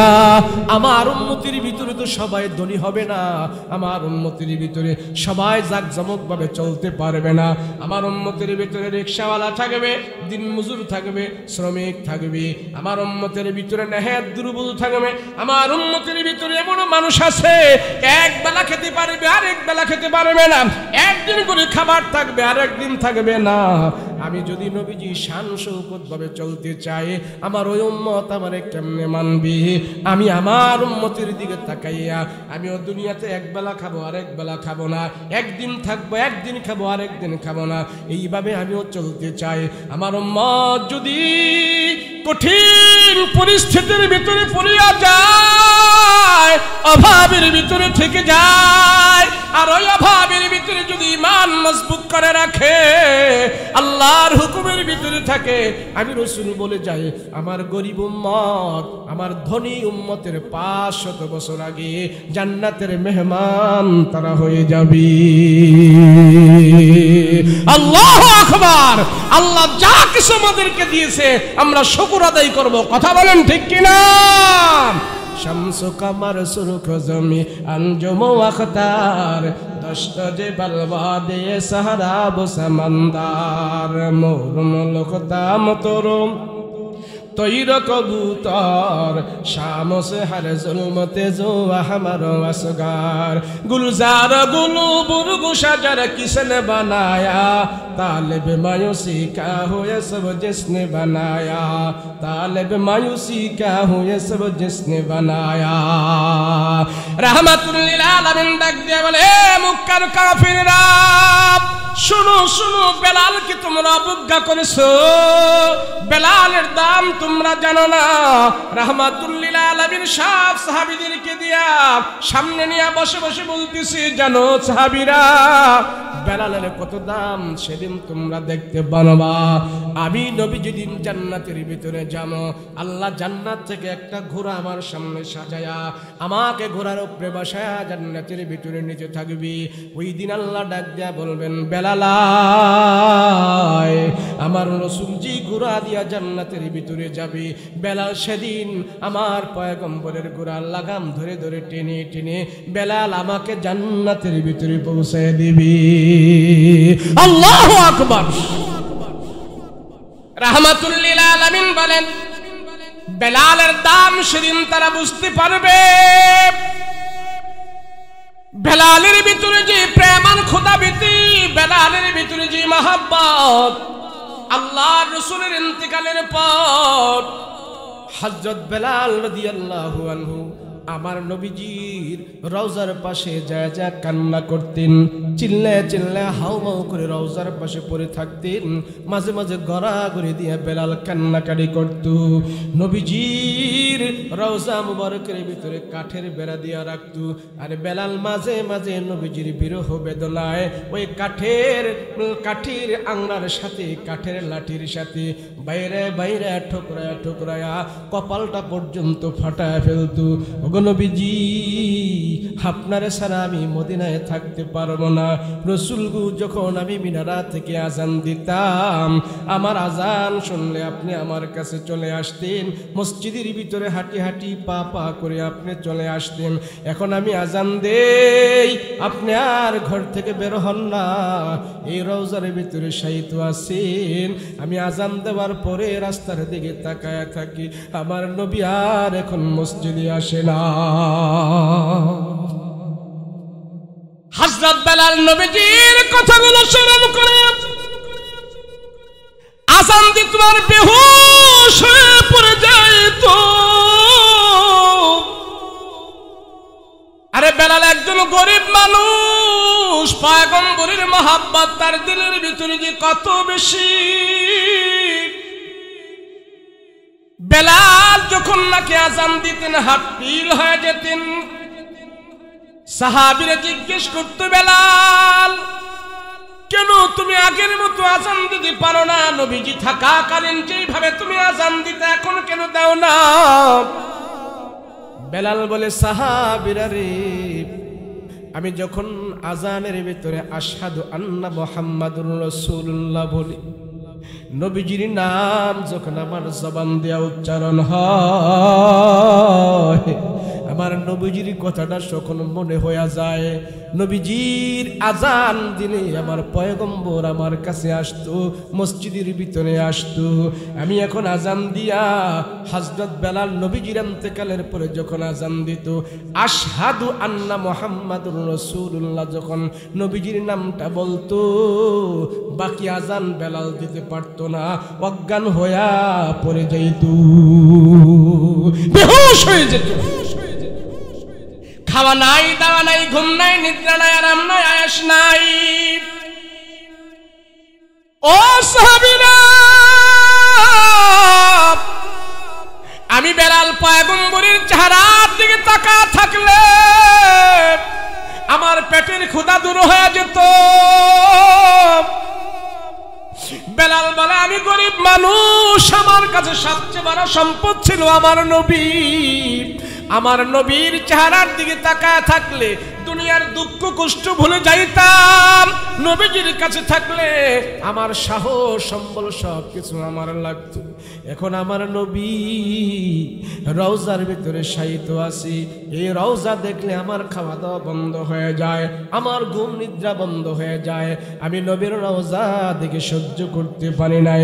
নবীর রওজার পাশে পড়ে পড়ে বেলাল শুধু কান্দে, পয়গম্বরকে স্মরণ করে করে বেলাল শুধু কান্দে। বেলাল বলে, যে নবীকে আমি দেখতে পারি না, নবীর রওজার কাছেও আমি থাকতে পারি না। নবীর রওজা দেখে দেখে বেলাল বেহুশ হয়ে যায়, অজ্ঞান হয়ে পড়ে যায়। নবীজির রওজার দেয়ালের মধ্যে এইভাবে মাথা লাগায়া লাগায়া শুধু কান্দে কান্দে, আর কপাল ফাইটা রক্ত বের হয়ে যায়। সাহাবীরা ডাক দিয়ে বলে, এরে বেলাল, পাগলামি করিস না, পাগলামি করিস না। নবী দুনিয়া থেকে চলে গেছি, এটা আমরাও জানি, আগে থেকে জানি চলে যাইবে। তুমি নবী হারাও নাই, আমরাও তো হারাইছি। এত কান্দ, এত পেরেশান কেন? ধৈর্য ধরো রে বেলাল। হযরত আবু বকর বেলালকে ধরে বলে, বেলাল তুমি কান্নাকাটি করিও না। হযরত আবু বকর দেখে বেলালের কাছে এরকম একটা পোটলা কি যেন গাটুরির ভিতরে, জিজ্ঞেস করে, বেলাল তোমার গাটুরির ভিতরে কি? বলে, আমার প্রয়োজনীয় সামান আদি, আমার জামা কাপড় এখানে আছে, এই গাটুরি নিয়ে কোথায় যাও? বেলাল বলে, আমি আর মদিনার শহরে থাকতে পারবো না, প্রয়োজনীয় জিনিসপত্রগুলো নিয়ে আমি দামেস্কের শহরে চলে যাব, আমার এলাকায় আমি চলে যাব, নবীজির রওজার পাশে আমি আর থাকবো না। আবু বকর বলে, কারণ কি? নবীর রওজা ছেড়ে তুই কেমনে চলে যাবি? কারণ কি রে? কেন রে? রাসূলের মহব্বতে তুই তো রওজার কাছাকাছি থাকার কথা, কেন তুমি সেখানে চলে যাইবা? বলে, আমার নবীর রওজা দেখে আমি সহ্য করতে পারি না, তোমরা সহ্য করতে পারো। আমার নবীর কথা যখন আমার মনে হয়ে যায়, আমি বেহুশ হয়ে যাই, আমার পয়গম্বরকে ছাড়া আমি থাকতে পারবো না। এ আবু বকর, তুমি নবীর রওজা দেখে সহ্য করতে পারো, আমি বেলাল সহ্য করতে পারি না। নবীরে দেখলে আমার, রওজা দেখলে আমার কলিজা ফেটে যায়। যে রাসূল আমাকে এত বড় দামি বানিয়েছে, যে নবীজির কারণে আমি বেলাল এত বড় হয়েছি, কাবা ঘরের মুয়াজ্জিন হয়েছি, মদিনাতে আমি আজান দিয়েছি। আজান দেওয়ার পর যখন আমি ফিরে দেখতাম আমার নবীজি মসজিদের মধ্যে হেঁটে হেঁটে আসতো, এই দৃশ্যটা আমি আর এখন দেখতে পাই না। আমি আর এখন মদিনায় থাকবো না, আমার দেশে আমি চলে যাব। নবীর বিরহ বেদনা এখানে থাকলে আমার কাছে আরো বেশি বেরিয়ে যায়। নবীর জন্য আমি পাগল দেওয়ানা হয়ে যাই। তোমাদেরকে আর আমি কাঁদাবো না, তোমাদেরকে আর আমি কষ্ট দিব না। আমি চলে যাই। 6 মাস পর্যন্ত তার এলাকায় গিয়ে দামেস্কের শহরে গিয়া বেলাল পড়ে আসে। 6 মাস পরে নবীজি বেলালকে স্বপ্নে দেখাইতেছে, রে বেলাল তুমি আমার কথা ভুলে গেছো, তুমি আমার স্মরণ থেকে চলে গেছো। আমি চাই তুমি আমার কাছাকাছি থাকবা, আর তুমি আমাকে ছেড়ে দামেস্কের শহরে চলে গেছো। তুমি বেলাল আয়, আমার কাছে আয়, আমার রওজার কাছে যায়। আমি রাসূল তোরে ভালোবাসি, আমার রওজার কাছাকাছি থাকবি। 6 মাস পরে বেলাল আবার পাগলের মতন নবীজির রওজায় মদিনা শরীফে চলে আসছি। একটা গরিব মানুষ, আমরা গরিব বলে অজুহাত দেই, হুজুর নামাজ ভালো লাগে না, নামাজ পড়তে মন চায়, পারি না। আমরা হাতে হ্যান্ডল, পায়ে পেট্রোল, গায়ে ঘাম, আমরা গরিব মানুষ, সংসারে অভাব, ছেলে মেয়েদেরকে কাজ কাম করে রুজি রোজগার করলে এরপরও না আমাদের ছেলে সন্তানেরা খাবে। আপনাদের মতো যদি আমরা মসজিদে ভৈরা থাকি তাহলে হুজুর পোলা মায়ের খাইব কি? সেই জন্য হুজুর আমরা গরিব মানুষ, যান আপনারাই নামাজ পড়েন, হুজুর যান। এই কথা যখন বলে তখন আর কি বলার কিছু থাকে? কথা বলেন ঠিক না?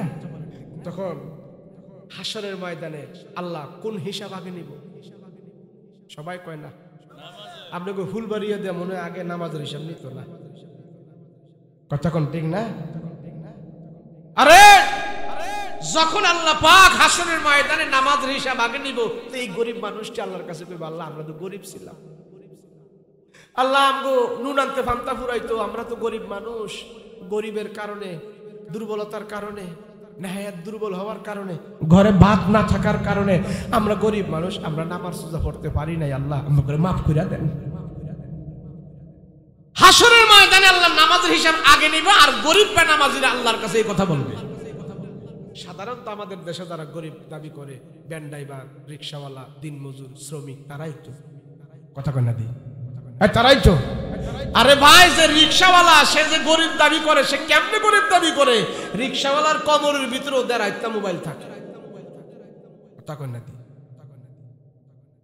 নামাজের বেলা যখন গরিব হয়ে যায়, হাসরের ময়দানে যখন আল্লাহ এই কথা বলবে যে গরিব আমরা, তো আল্লাহ কেবল বেনামাজি গরিব যারা আছো সব এক সাইড হোক, সব বেনামাজি গরিব গুলার এক সাইড করে বলবে, তোমরা গরিব ছিলা বলে আল্লাহ জি আমরা গরিব ছিলাম, আমরা নুন আনতে ফান্তা ফুরাইতো, ভোলা মায়া নিয়ে ভালো মতো চলতে পারি নাই, উচ্চ শিক্ষিত করতে পারি নাই, ভোলা মায়ারে আমরা গরিব ছিলাম। আল্লাহ সব বেনামাজি গরিব গুলার এক সাইড করবো, সাইড করে নবীদের ভিতর থেকে একজন নবী তারে আল্লাহ ডাক দিব। নবীদের ভিতরে গরিব কে? আর ঈসা নবী। নাম কি? বেড়া বাপ সারা দুনিয়াতে এসে বাপের সম্পত্তি হয় নাই, বেড়া দে এমনি গরিব, কথা কোন ঠিক কিনা?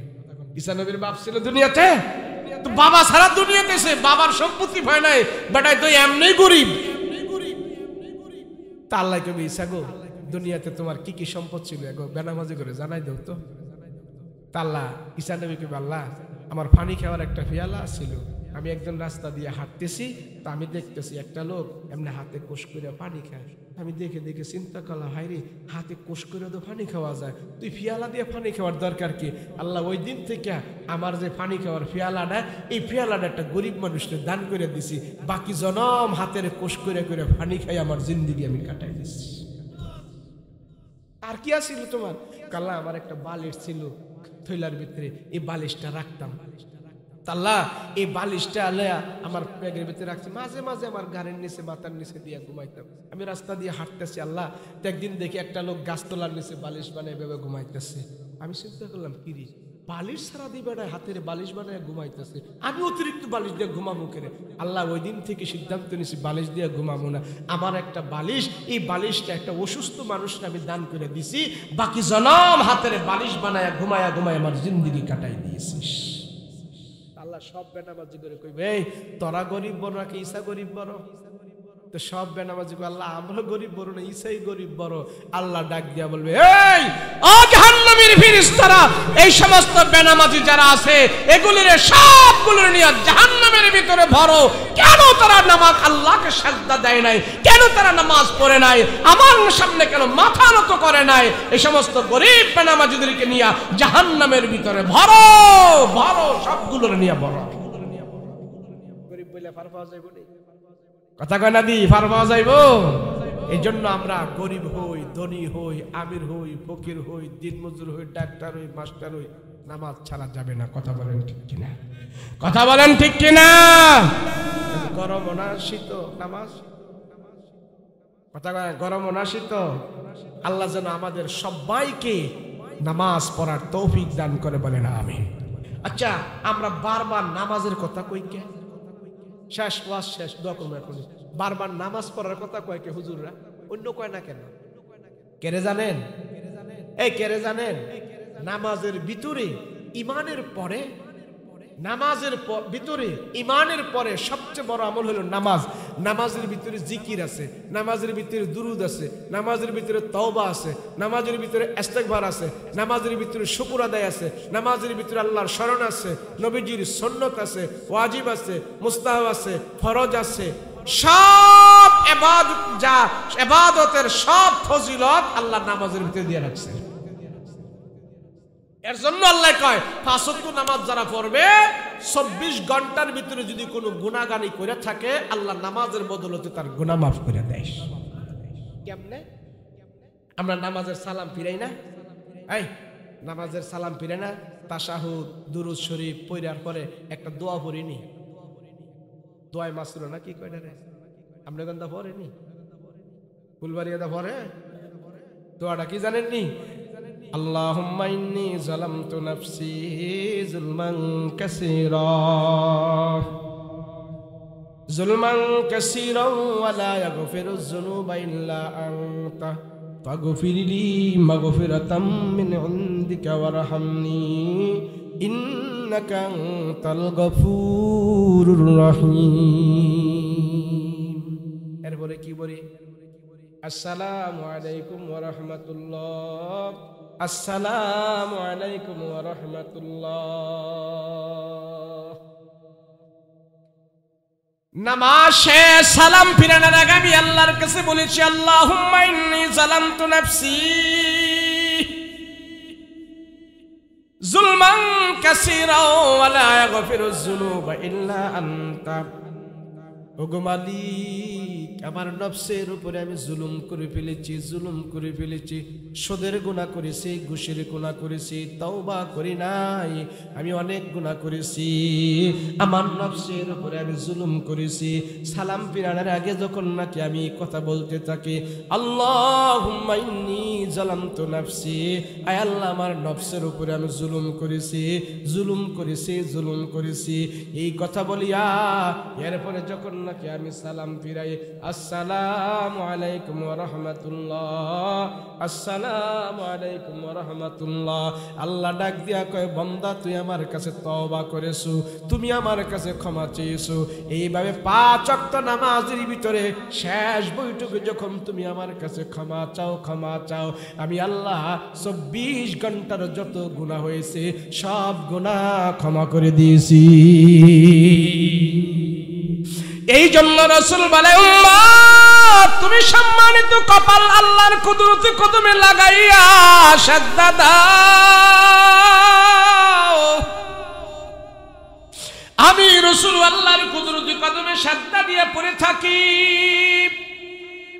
এ বান্দা তুইও আল্লাহর কুদরতি কদমে সাজদা দে।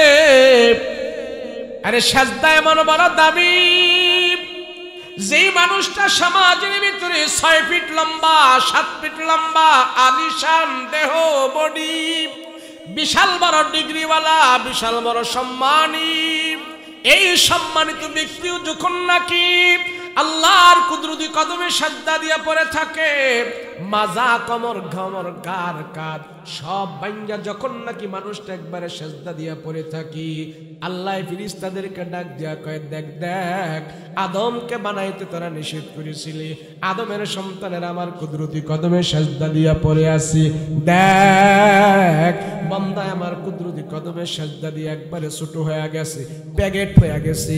সাজদা দিলে মানুষ যত ছোট হয় অন্য কোন পদ্ধতিতে এত ছোট হওয়া যায় না। সেই জন্য আল্লাহ কয় দেখো রে ফেরেশতারা, আমার বান্দায় সাজদা দিয়া পড়ে আছি, আমার কুদরতি কদমে সাজদা দিয়া পড়ে পড়ে আত্মসমর্পণ করতেছি, বান্দা আমার দরবারে ছোট হয়ে গেছে, এর চাইতে বান্দা আর ছোট হইতে পারে না, বান্দা আর ছোট হইতে পারে না। ও ফেরেশতারা দেখো আমার বান্দায় ছোট হয়ে গেছে, তাহাজ্জুদের সাজদা দিয়া পড়ে আছে, ফজরের নামাজের সাজদা দিয়া পড়ে আছে। তোমরা সাক্ষী থাকো এই সাজদার বিনিময়ে বান্দাকে মাফ করে দিয়েছি, তার যত গুনাহ আছে আমি আল্লাহ সব গুনাহ ক্ষমা করে দিয়েছি, এবং একটা সাজদার দাম তামাম দুনিয়া এবং দুনিয়ার ভিতর থেকে যা কিছু আছে সব কিছু থেকে আমার আল্লাহর দরবারে দামি হয়ে গিয়েছি। এই জন্য রাসূল বলেন আমার উম্মত যদি আল্লাহর দরবারে কবুল হতে হয়, উম্মত তুমি যদি আল্লাহর দরবারে কবুল হতে হয়, তোমার 2 হাতের দোয়া, 2 চোখের পানি, 2 রাকাত নামাজ, 2 রাকাত নামাজ, 2 হাতের দোয়া, 2 চোখের পানি, এগুলি যার যত বেশি আমল হয়ে যাবে আল্লাহর দরবারে সে তত বেশি দামি হয়ে যাবে। যারা তাহাজ্জুদের নামাজের সাজদা দিয়া দিয়া আল্লাহর দরবারে কুদরতি কদমে পড়ে পড়ে কান্না করে, তামাম দুনিয়াটা তাদের কাছে বেহুদা হয়ে যায়, তাহাজ্জুদের নামাজের সাজদা তাদের কাছে বহুত বড় দামি হয়ে যায়। বাপার আগে দিল জামানি নজরে বমাহিরুই, বাপার আগে দিল জামানি নজরে বমাহিরুই। ইবাদত করে যে মজা পায় পৃথিবীর কোন কাজে সে এত মজা পায় না, পৃথিবীর টাকায় মজা পায় না, ক্ষমতায় মজা পায় না। তাহাজ্জুদের সাজদার ভিতরে যেই মজা আছে, ও মানুষ তুমি আমল করে দেখো না, তোমার চাকরি লাগবে, টাকা লাগবে, পয়সা লাগবে, ক্ষমতা লাগবে, তোমার বাড়ি ঘরের পাড়া মহল্লার সব মানুষ ঘুমায়া গেছে, তোমার ছেলে মেয়ে ঘুমায়া গেছে, সুন্দর করে ওযু করে রাতের নিশির ওযুতে সাজদা দিয়ে আল্লাহর ডাক দাও, দেখো তোমার কাছে কত মজা লাগে। তামাম পৃথিবীর চাইতে এমন সুখ তোমাকে কেউ দিতে পারবে না যেই সুখ তুমি তাহাজ্জুদের নামাজের সাজদার ভিতরে পাইবা। কথা বলো ঠিক কিনা? এমন শক্তি আমগো নাই, এতটুকু ধৈর্য আমাদের কেন জোর কোন কি? 5 ওয়াক্ত নামাজই পড়তে পারি না, তাহাজ্জুদের নামাজের সাজদা। নবীজির উপরে যেদিন তাহাজ্জুদের নামাজের হুকুম হয়েছে, ওই দিন থেকে আমার রাসূল কোনদিন তাহাজ্জুদের সাজদা ছাড়ে নাই। সুবহানাল্লাহ। সেজন্য আমাদের উপরে নামাজ হলো 5 ওয়াক্ত, নবীজির উপরে নামাজ ছিল 6 ওয়াক্ত। কথা বলেন ঠিক কিনা? নবীজি 6 ওয়াক্ত পড়ছেন। যাক, তাহাজ্জুদ পরে আগে 5 ওয়াক্ত পড়বো, রাজি আছেন ইনশাআল্লাহ? গরিব যারা আমরা বেশি, তারা বেশি পড়বো নামাজ, বেশি পড়বো। ধনী সেদিন কাঁদতে থাকবো, আমি গরিব হইয়া আল্লাহরে যখন সাজদা দেব। কিস্তিতে টাকা উড়াইতাম না, কিস্তিতে টাকা উড়াই না আমরা, কথা কই না দি আসেনি? এই কিস্তিতে টাকা উড়াইতাম না, কষ্ট করে চলমু। দেখবেন কিস্তি না উড়াইলে আপনার টাকাত বরকত আরো বেশি হইব, টাকাত বরকত বেশি হইব। আমি বইলা গেলাম, কিস্তি উড়াইয়া ঘরের বেলকি লাগানোর দরকার নাই। কিস্তি যখন টান দিব, হুদা বেলকি না গরবের বেচা দেওয়ার লাগবো। তা বলেন ঠিক না? অল্প রুজি কামাই করব, হালাল ইনকাম কামাই করব, হালাল ভাবে খাবো, ইবাদত বন্দেগী করব, দেখবেন দিলের ভিতরে আলাদা একটা জান্নাতি সুখ পয়দা হইব। করবেন তো ইনশাআল্লাহ? রাজি আছেন? হালাল রুজি খাবো। যাক, হেবেডার বিল্ডিং হয়েছে, আমার কি হয়েছে? হেবেডায় মেম্বার হয়েছে, আমার কি হয়েছে? আমার কবর কি বিল্ডিং ওয়ালা যাইব? এর কবর কি আমি যাবো? তাহলে আমার ছেলে মেয়ে নিয়ে আমি হালাল ভাবে চলবো। কয় বছর? 70 বছর, 60 বছর, 80 বছর, তো বয়স 50 হয়ে গেছে, আর মাত্র 20 বছর না বাঁচলে বাঁচমু, কাব্যটা বয়ে বাঁচমু, তো আরেকজনের দিকে লোভ করে লাভ কি? কথা বলেন ঠিক কিনা? এইভাবে যদি চলতে পারে হালালের উপরে, মাত্র 20 বছর, আরে বেটা 40 বছর তো বেটার জেলখানাতে থাকে। কথা কয় না? 40 বছর 30 বছর জেলখানার ভিতরে কাটাই দিতেছে। তাহলে দুনিয়ার এই সময় 20 বছর সময় কি আমি গরিব হইছি এর জন্য মন খারাপ করবো? 20টা বছর ইবাদত বন্দেগী ভালো করে করবো। মৃত্যুর পরে হালাল ভাবে যদি চলতে পারি, এই 20 বছর যদি হালাল ভাবে চলতে পারি, মৃত্যুর পরে আল্লাহ কবরের ভিতরে যাওয়ার পর যে আমারে সুখ দেওয়া শুরু করব, জীবনে কোনো দিন আর আমারে গরিব বানাইতো না। কথা বলেন ঠিক কিনা?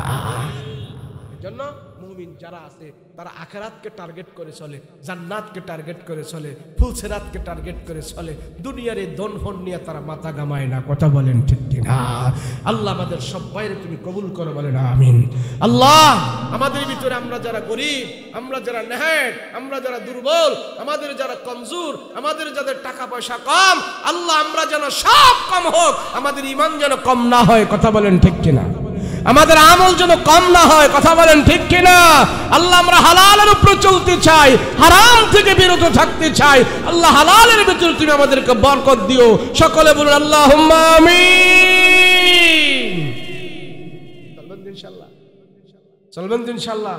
আল্লাহ আমাদের কবুল করেন। সকলে বলুন আল্লাহুম্মা আমিন। সবাই ইস্তেগফার করেন, দোয়া করব।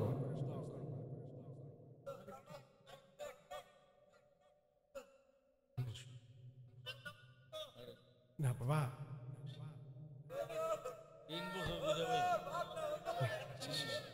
আইসি অনেক কষ্ট, আবার যাওয়ান লাগবে না, আবার যাওয়ান লাগে। যেই কুয়াশা, 2 হাত দূরে কিছু দেখা যায় না, বুঝছেন নি? 2 হাত দূরে কি আছে কিছু দেখা যায় না। চল যা বহেন, দোয়া করবো। দোয়ার আগে একটা গজল গায়ে লাই। মাশাআল্লাহ মাশাআল্লাহ। এতক্ষণ যে ওয়াজ করবো এটা তো আমার ধারণায় ছিল না। আপনারা বলছেন দেখ কেন ওয়াজ করছি? ওই যারা ওই যে কাহারা উঠতে যাইতেছে, মাশাআল্লাহ মাশাআল্লাহ। শোনেন, আপনি গো আবদার, হ্যাঁ শোনেন, আমি একটা কথা বলি, আপনি গো আবদারে আমগো জান শেষ। এই যে দেখেন না চেহারাটা, এটা প্রতি রাত জাগতে জাগতে জাগতে জাগতে ফুইরা লাইছি, এটা আর সাউন্ডই যায় না। বউকে তুমি কি শুরু করছো, কিছু ওয়াব দাও। আমি বললাম কেমনে ওয়াব দেবো, শুধু ফেব্রুয়ারি মাসে আমি এই যে ফেব্রুয়ারি মাস হয়েছে না, আইতেছে না সামনে, 100 দাওয়াত হইব ফেব্রুয়ারি মাসে, আমি বাদ দিছি, রাখতে পারি।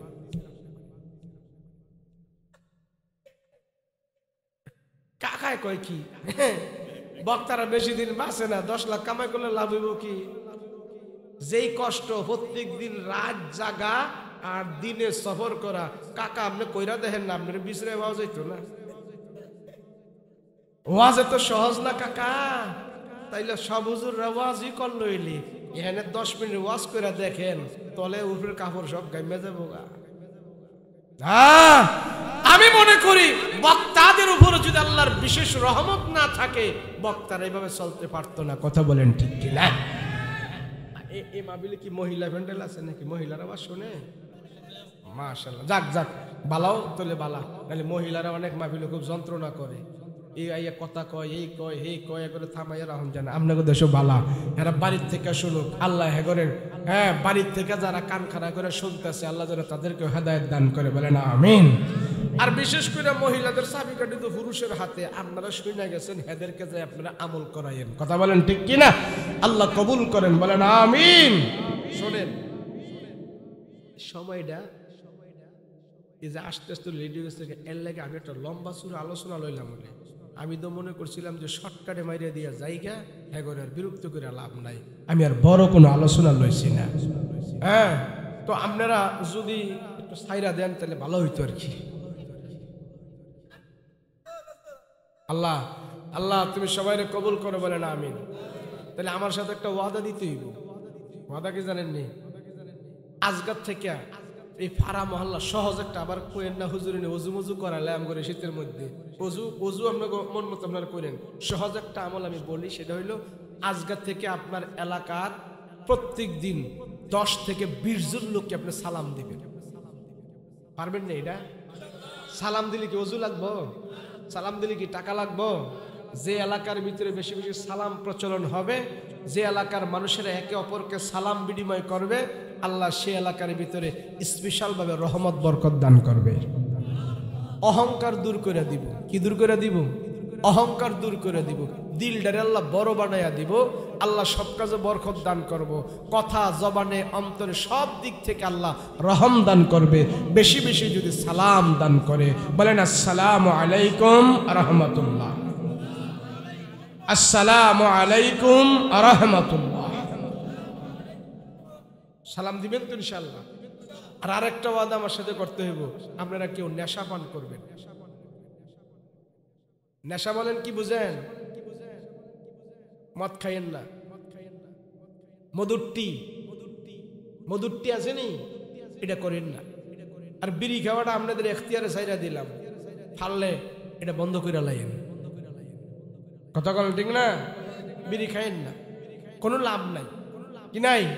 কোনো লাভ নাই। সারা বিড়ি খাইতে খাইতে কলজা কালা করে লাইছে, কোনো লাভ নাই। হ্যাঁ, বিড়ি খাওয়ার ভিতরে আমি দেখি না কোনো ফায়দা। ফায়দা আছে? কথা কেনা ফায়দা আছে? এমনও লোক এখানে আছে, আমি জানি না আছে কিনা নাই, প্রত্যেকদিন 1 প্যাকেট বেনসন খায়। আছে না? না, 1 প্যাকেট বেনসন লাগি এমনও লোক এখানে আছে। 1 প্যাকেট বেনসনের দাম কত? হ্যাঁ, 350। যাক মাশাআল্লাহ, পাওয়া গেছে একজন। আমি ফুলপুর আছে না, ফুলপুর এক মাহফিলে কইছিলাম 1 প্যাকেট বেনসনের দাম কত। এক মুরব্বীকে আপনি কইয়া লাইন, আমি কইয়া লাইতাম। তো আপনাকে এখানে কইতে পারছেন, মাশাআল্লাহ। দেখেন, বিড়ি খাইলে, সিগারেট খাইলে আমি দেখি না কোনো উপকার বাহ্যিক ভাবে, তবে কিছু উপকার আছে। কমু সিগারেট বিড়ি খাইলে উপকার আছে। কইতাম 1 নাম্বার উপকার হইল শেষ বয়সে আপনি খুল্লুর কাশতে হইব। 2 নাম্বার উপকার হইল আপনার ঠোঁটগুলো কালা হইব। 3 নাম্বার উপকার হইল আপনার বিড়ির গন্ধের ঠেলায় ফিরিস্তারা কাছে আইতো না। কথা কোন ঠিক কিনা? উহুকার বিড়ি সিগারেট খেলে উহুকার হইল বুড়ায় রাত্রে খুল্লুর খুল্লুর কাশে সুরায় ঘরের আশেপাশে দাইয়া ঘুরে, না মুরব্বী এখনো ঘুমাইছে না, ঘরে যাওয়া যাইব না। তো বিড়ি খাইলে এতটুকু উহুকার আছে, কথা বলেন ঠিক কিনা?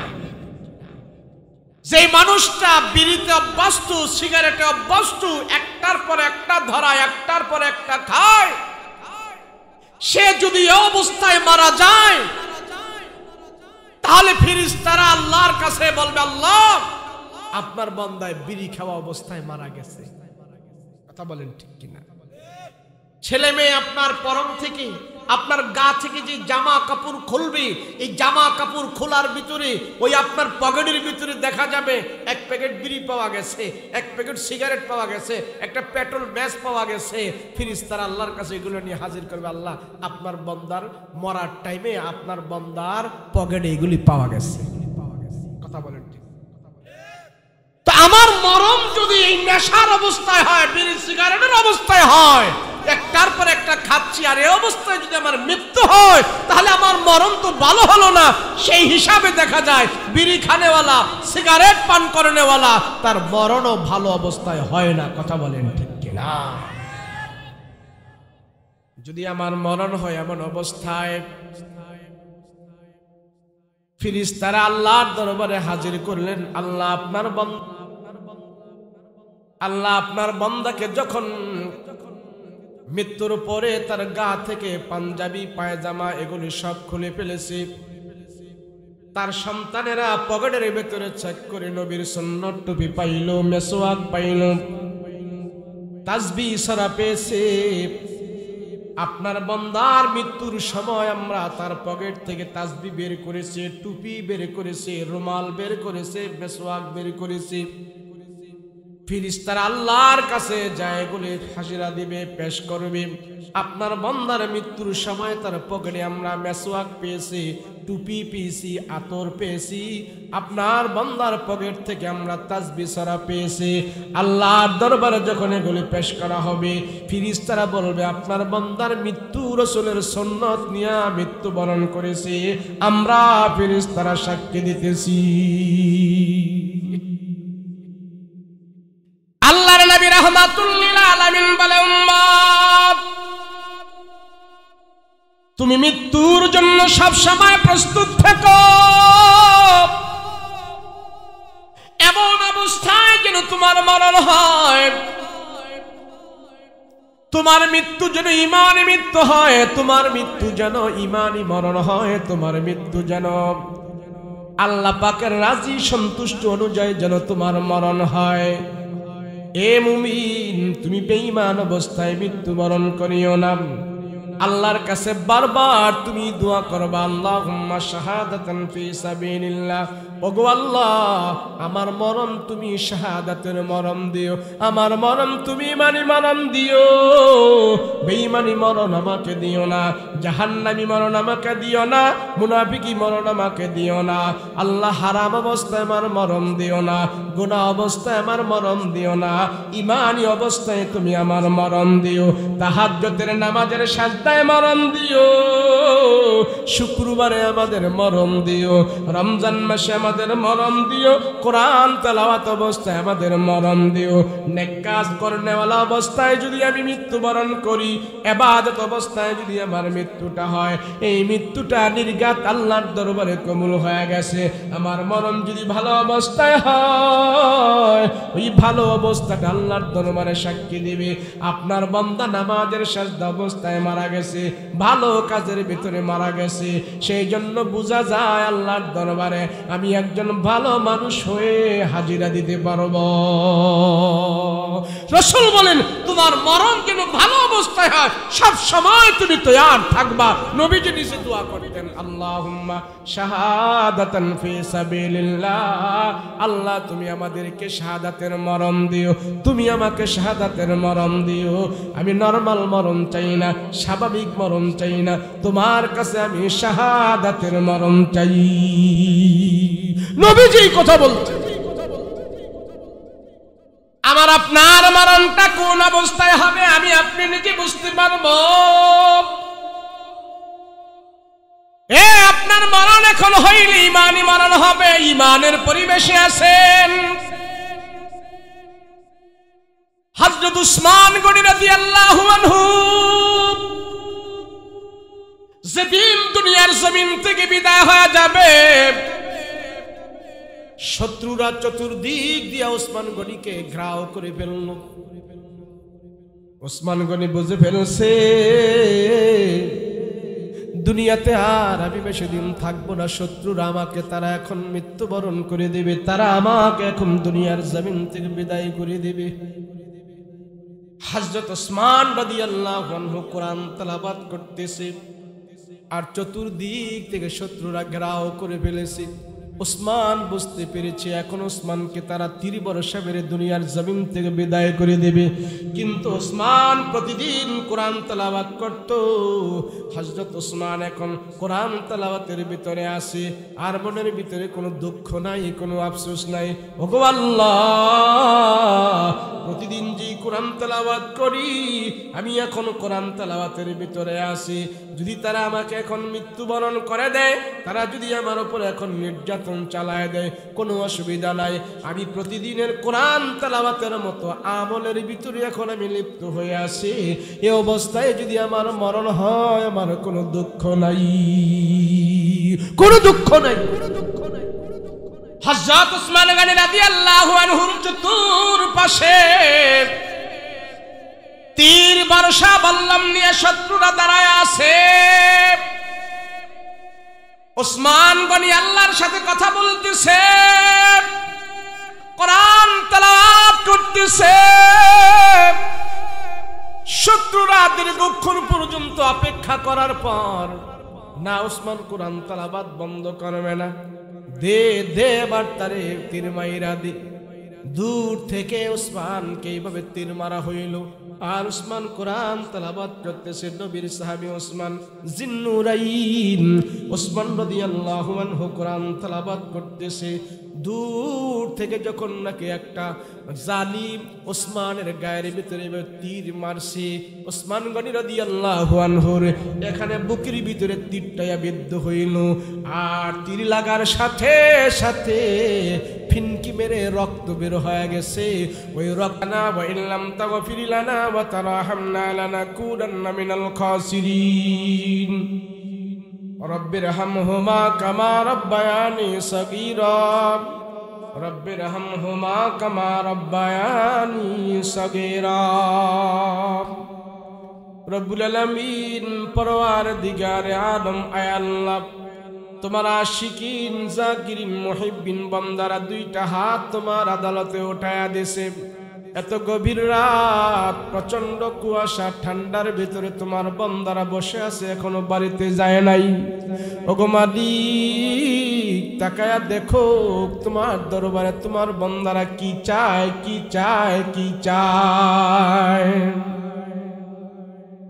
আল্লাহ তুমি তাকা দেখো, কত পাকনা দাড়িওয়ালা, পাকনা চুলওয়ালা মুরব্বী বাবারা হাত উঠাইছে। তাদের বয়স বৃদ্ধি হওয়ার কারণে তাদের চুল দাড়ি পাইকা গেছে, গায়ের চামড়া ঢিলা হয়ে গেছে, চোখের পাওয়ার নষ্ট হয়ে গেছে। ওগো মালিক, বয়স বৃদ্ধি হওয়ার কারণে তারা সোজা হয়ে দাঁড়াইতে পারে না, লাঠি ভর করে করে তারা মাহফিলে আসে, মসজিদে যায়। এমন বৃদ্ধ বাবা জিদেরকে তুমি মাফ করে দাও। আয় আল্লাহ, কত মানুষ গত বছর এই দিনে মাহফিলে আসছিল, এই বছর তারা কবরে চলে গেছে। পত্র এলাকার ভিতর থেকে কত মানুষ এই দিনে বেঁচে ছিল, এখন তারা বেঁচে নাই, 1 বছর পরে তারা কবরে চলে গেছে। আয় আল্লাহ, তাদের কবরের ভিতরে আজকের মাহফিলের হাদিয়া পৌঁছায়া দাও। আয় আল্লাহ, এত নিশির জুনিতে আমরা কোন দরবারে হাত উঠাই নাই, কোন এমপি মন্ত্রীর কাছে হাত উঠাই নাই, কোন মানুষের কাছে হাত উঠাই নাই। এত গভীর রজনীতে কোন মানুষের কাছে আমরা হাত বাড়াই নাই, তোমার আদালতে আমরা হাত উঠাইছি। গো মালিক, তোমার দরবার থেকে আমাদেরকে ফিরায় দিও না, তাড়ায় দিও না। তুমি যদি আমাদেরকে তাড়ায় দাও, আমরা কার দরবারে যাব? যাবার তো কোনো জায়গা নাই। আয় আল্লাহ, দুনিয়ার কোন ভিক্ষুক যদি এক ঘরে ভিক্ষা না পায়, অন্য ঘরে চলে যায়, আমরা তো তোমার দরবারের ভিক্ষুক, তোমার দরবারের ভিখারি। তোমার দরবার থেকে যদি আমাদেরকে ফিরাইয়া দাও, আমরা কার দরবারে যাব? যাবার তো আমাদের কোনো জায়গা নাই। আয় আল্লাহ, এত রাত্রে মানুষেরা জাগনা থাকে না। রাত্র যত গভীর হয়, দুনিয়ার মানুষের দরজা জানালা বাসা বাড়ি গেট সব বন্ধ হয়ে যায়। মালিক তোমার রহমতের দরজা কিন্তু বন্ধ হয় না, বন্ধ হয় না। ক্ষমার দরজা বন্ধ হয় না, বন্ধ হয় না। আরে মালিক, গুনার দিকে যদি তাকাই, তোমার দরবারে হাত উঠাইতে লজ্জা হয়। গুনার দিকে তাকাইলে জাহান্নাম ছাড়া কোনো উপায় দেখি না। আল্লাহ গো, গুনাহ করতে করতে যদি আমরা পাহাড় পরিমাণ গুনাহ করে ফেলি, আমাদের পাহাড় পরিমাণ গুনাহ যদি তোমার রহমতের দরিয়াতে নিক্ষেপ করা হয়, তোমার ক্ষমার দরিয়াতে যদি নিক্ষেপ করা হয়, এগুলি কিছুই হবে না গো আল্লাহ, কিছুই হবে না। আমাদের জিন্দেগির সব গুনাহ খাতা মাফ কইরা দাও আল্লাহ। গভীর রাত, রুটঘাট গুলো ফাঁকা হয়ে গেছে, দোকানপাট মার্কেট বন্ধ হয়ে গেছে, অফিস আদালত বন্ধ হয়ে গেছে। আল্লাহ, পশু পাখি গুলো যার যার বাসায় চলে গেছে, সাপ বিচ্ছু গুলো গর্তের ভিতরে চলে গেছে, কিন্তু আমরা গুনাহগারেরা এখনো বাড়িতে যাই নাই। গুনার বোঝা মাথায় নিয়ে তোমার দরবারে আমরা হাত উঠায় আসি। আমাদের জিন্দেগির সব গুনাহ খাতা মাফ কইরা দাও আল্লাহ। মজলিসের ভিতরে অনেকের মা নাই, বাবা নাই, ভাই নাই, বোন নাই, আত্মীয় স্বজন, পাড়া প্রতিবেশী অন্ধকার কবরে চলে গেছে। আল্লাহ, এমন সন্তান এখানে আছে, তার মা বাবারে নিজের হাত দিয়া নিজে কবরের ভিতরে রাখছে। এমন সন্তান এখানে আছে, তার বাবার মৃত্যুর পরে বাবাকে নিজের হাতে দাফন কাফন করায়া নিজের হাত দিয়া কবরের ভিতরে রাখছে। ওগমাদি, বাবার কবরের ভিতরে রাইখা বাবার কবরের উপরে বাঁশের পালটা দিয়া মাটি দিছে। যে হাত দিয়া বাবার কবরে মাটি দিল, সে হাতগুলো আজকাল মাহফিলে তোমার আদালতে উঠাইল। আল্লাহ, সন্তান হইয়া বাবাকে কবরের ভিতরে রেখে ওই হাতগুলো আজকাল মাহফিলে তোমার আদালতে উঠাইয়া বাবার জন্য দোয়া চায়, ক্ষমা চায়। সন্তানের দোয়া আল্লাহ তুমি খালি ফেরত দিও না, খালি ফেরত দিও না, খালি ফেরত দিও না। মা বাবার কবরের ভিতরে তুমি জান্নাতের বাতি জ্বালা দাও আল্লাহ। মা বাবা অতি আপন করে, অতি যত্ন করে, মায়া মহব্বত করে আমাদেরকে দুনিয়ার জমিনে লালন পালন করে গেছে রে খোদা। মা বাবারে আমরা পর্যাপ্ত পরিমাণ খেদমত করতে পারি নাই, মা বাবারে আমরা পর্যাপ্ত পরিমাণ সেবা করতে পারি নাই। যেই মা বাবা নিজে না খায় আমাদেরকে খাওয়াইছে, নিজে না পড়ে আমাদেরকে পড়াইছে। আল্লাহ, ছোটকালে মা বাবা আমাদেরকে গরম পানি দিয়া গোসল করাইয়া দিছে, সাবান দিয়া গোসল করাইয়া দিছে, পায়খানা প্রস্রাব পরিষ্কার করাইয়া দিছে। ওই আদরের মা বাবারে আমরা মৃত্যুর পরে বরুই পাতার গরম জলের পানি দিয়ে আমরা গোসল করায়া দিছি। ওরে মাদি,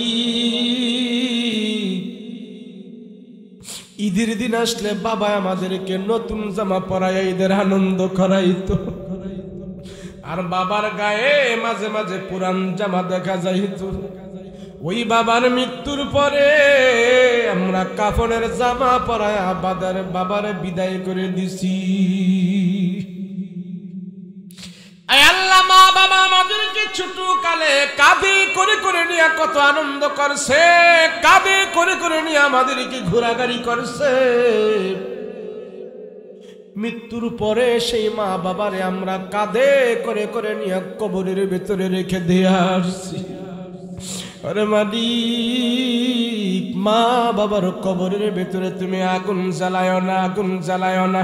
মা বাবার কবরের ভিতরে তুমি জান্নাতের বিছানা বিছায়া দাও। মা বাবার কবরের ভিতরে তুমি জান্নাতের বাতি জ্বালায়া দাও। মা বাবার কবরটা তুমি জান্নাতের সাথে যোগাযোগ করে দাও। মা বাবার কবরের ভিতরে তুমি শান্তির ব্যবস্থা করে দাও। মা বাবার কবরের ভিতরে তুমি জান্নাতের হাওয়া চালু করে দাও। মা বাবারে যদি কবরে কষ্ট দাও, আমরা সন্তানেরা সহ্য করতে পারবো না রে খোদা, সহ্য করতে পারবো না। মা বাবার কবরের আযাব তুমি বন্ধ করে দাও। আল্লাহ, পিতা মাতার কবরে আযাব দিও না, দাদা দাদির কবরে আযাব দিও না, নানা নানির কবরে আযাব দিও না। মরিয়া গিয়াছে যাদের মা ও বাপ, আল্লাহ তুমি করে দিও তাদের গুনাহ খাতা মাফ। আল্লাহ, তুমি আমাদেরকে মাফ করে দাও। ও মালিক, দুনিয়ার জমিন ছেড়ে আমরা একদিন চলে যাবো। আমাদের মরণ তুমি ইমানে মরণ দিও, বেঈমানে মরণ দিও না, নাপাকি মরণ দিও না, মুনাফিকি মরণ দিও না, জাহান্নামী মরণ দিও না, ইমানি মরণ আমাদেরকে দান করিও। আল্লাহ, মক্কা মদিনায় যাওয়ার তৌফিক দান করে দিও। হজ্জে বাইতুল্লাহর মেহমান বানায় দিও। খানা কাবার গিলাফ ধরে ধরে আমরা কান্না করব, সেই ব্যবস্থা করে দিও। নবীজির রওজার পাশে আমাদেরকে দাঁড় করায় দিও। প্রাণ ভরে আমরা নবীর সালাম জানাবো, সেই ব্যবস্থা করে দিও।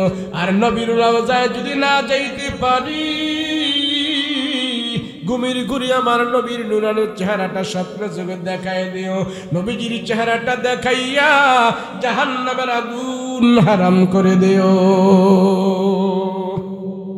আল্লাহ, যতগুলো আবদার করলাম তুমি কবুল মঞ্জুর করো, যতগুলো আবদার করলাম তুমি কবুল মঞ্জুর করো। আল্লাহ, আমাদের জীবনে বহুত মুনাজাত করেছে, জানি না কোন মুনাজাত কবুল করেছো। আজকের মুনাজাত তুমি খালি ফেরত দিও না রে আল্লাহ, খালি ফেরত দিও না। وصلى الله تعالى عليه وعلى آله وصحبه أجمعين. سبحان ربك رب العزة عما يصفون وسلام على المرسلين والحمد لله رب العالمين. بحق لا إله إلا الله محمد رسول الله.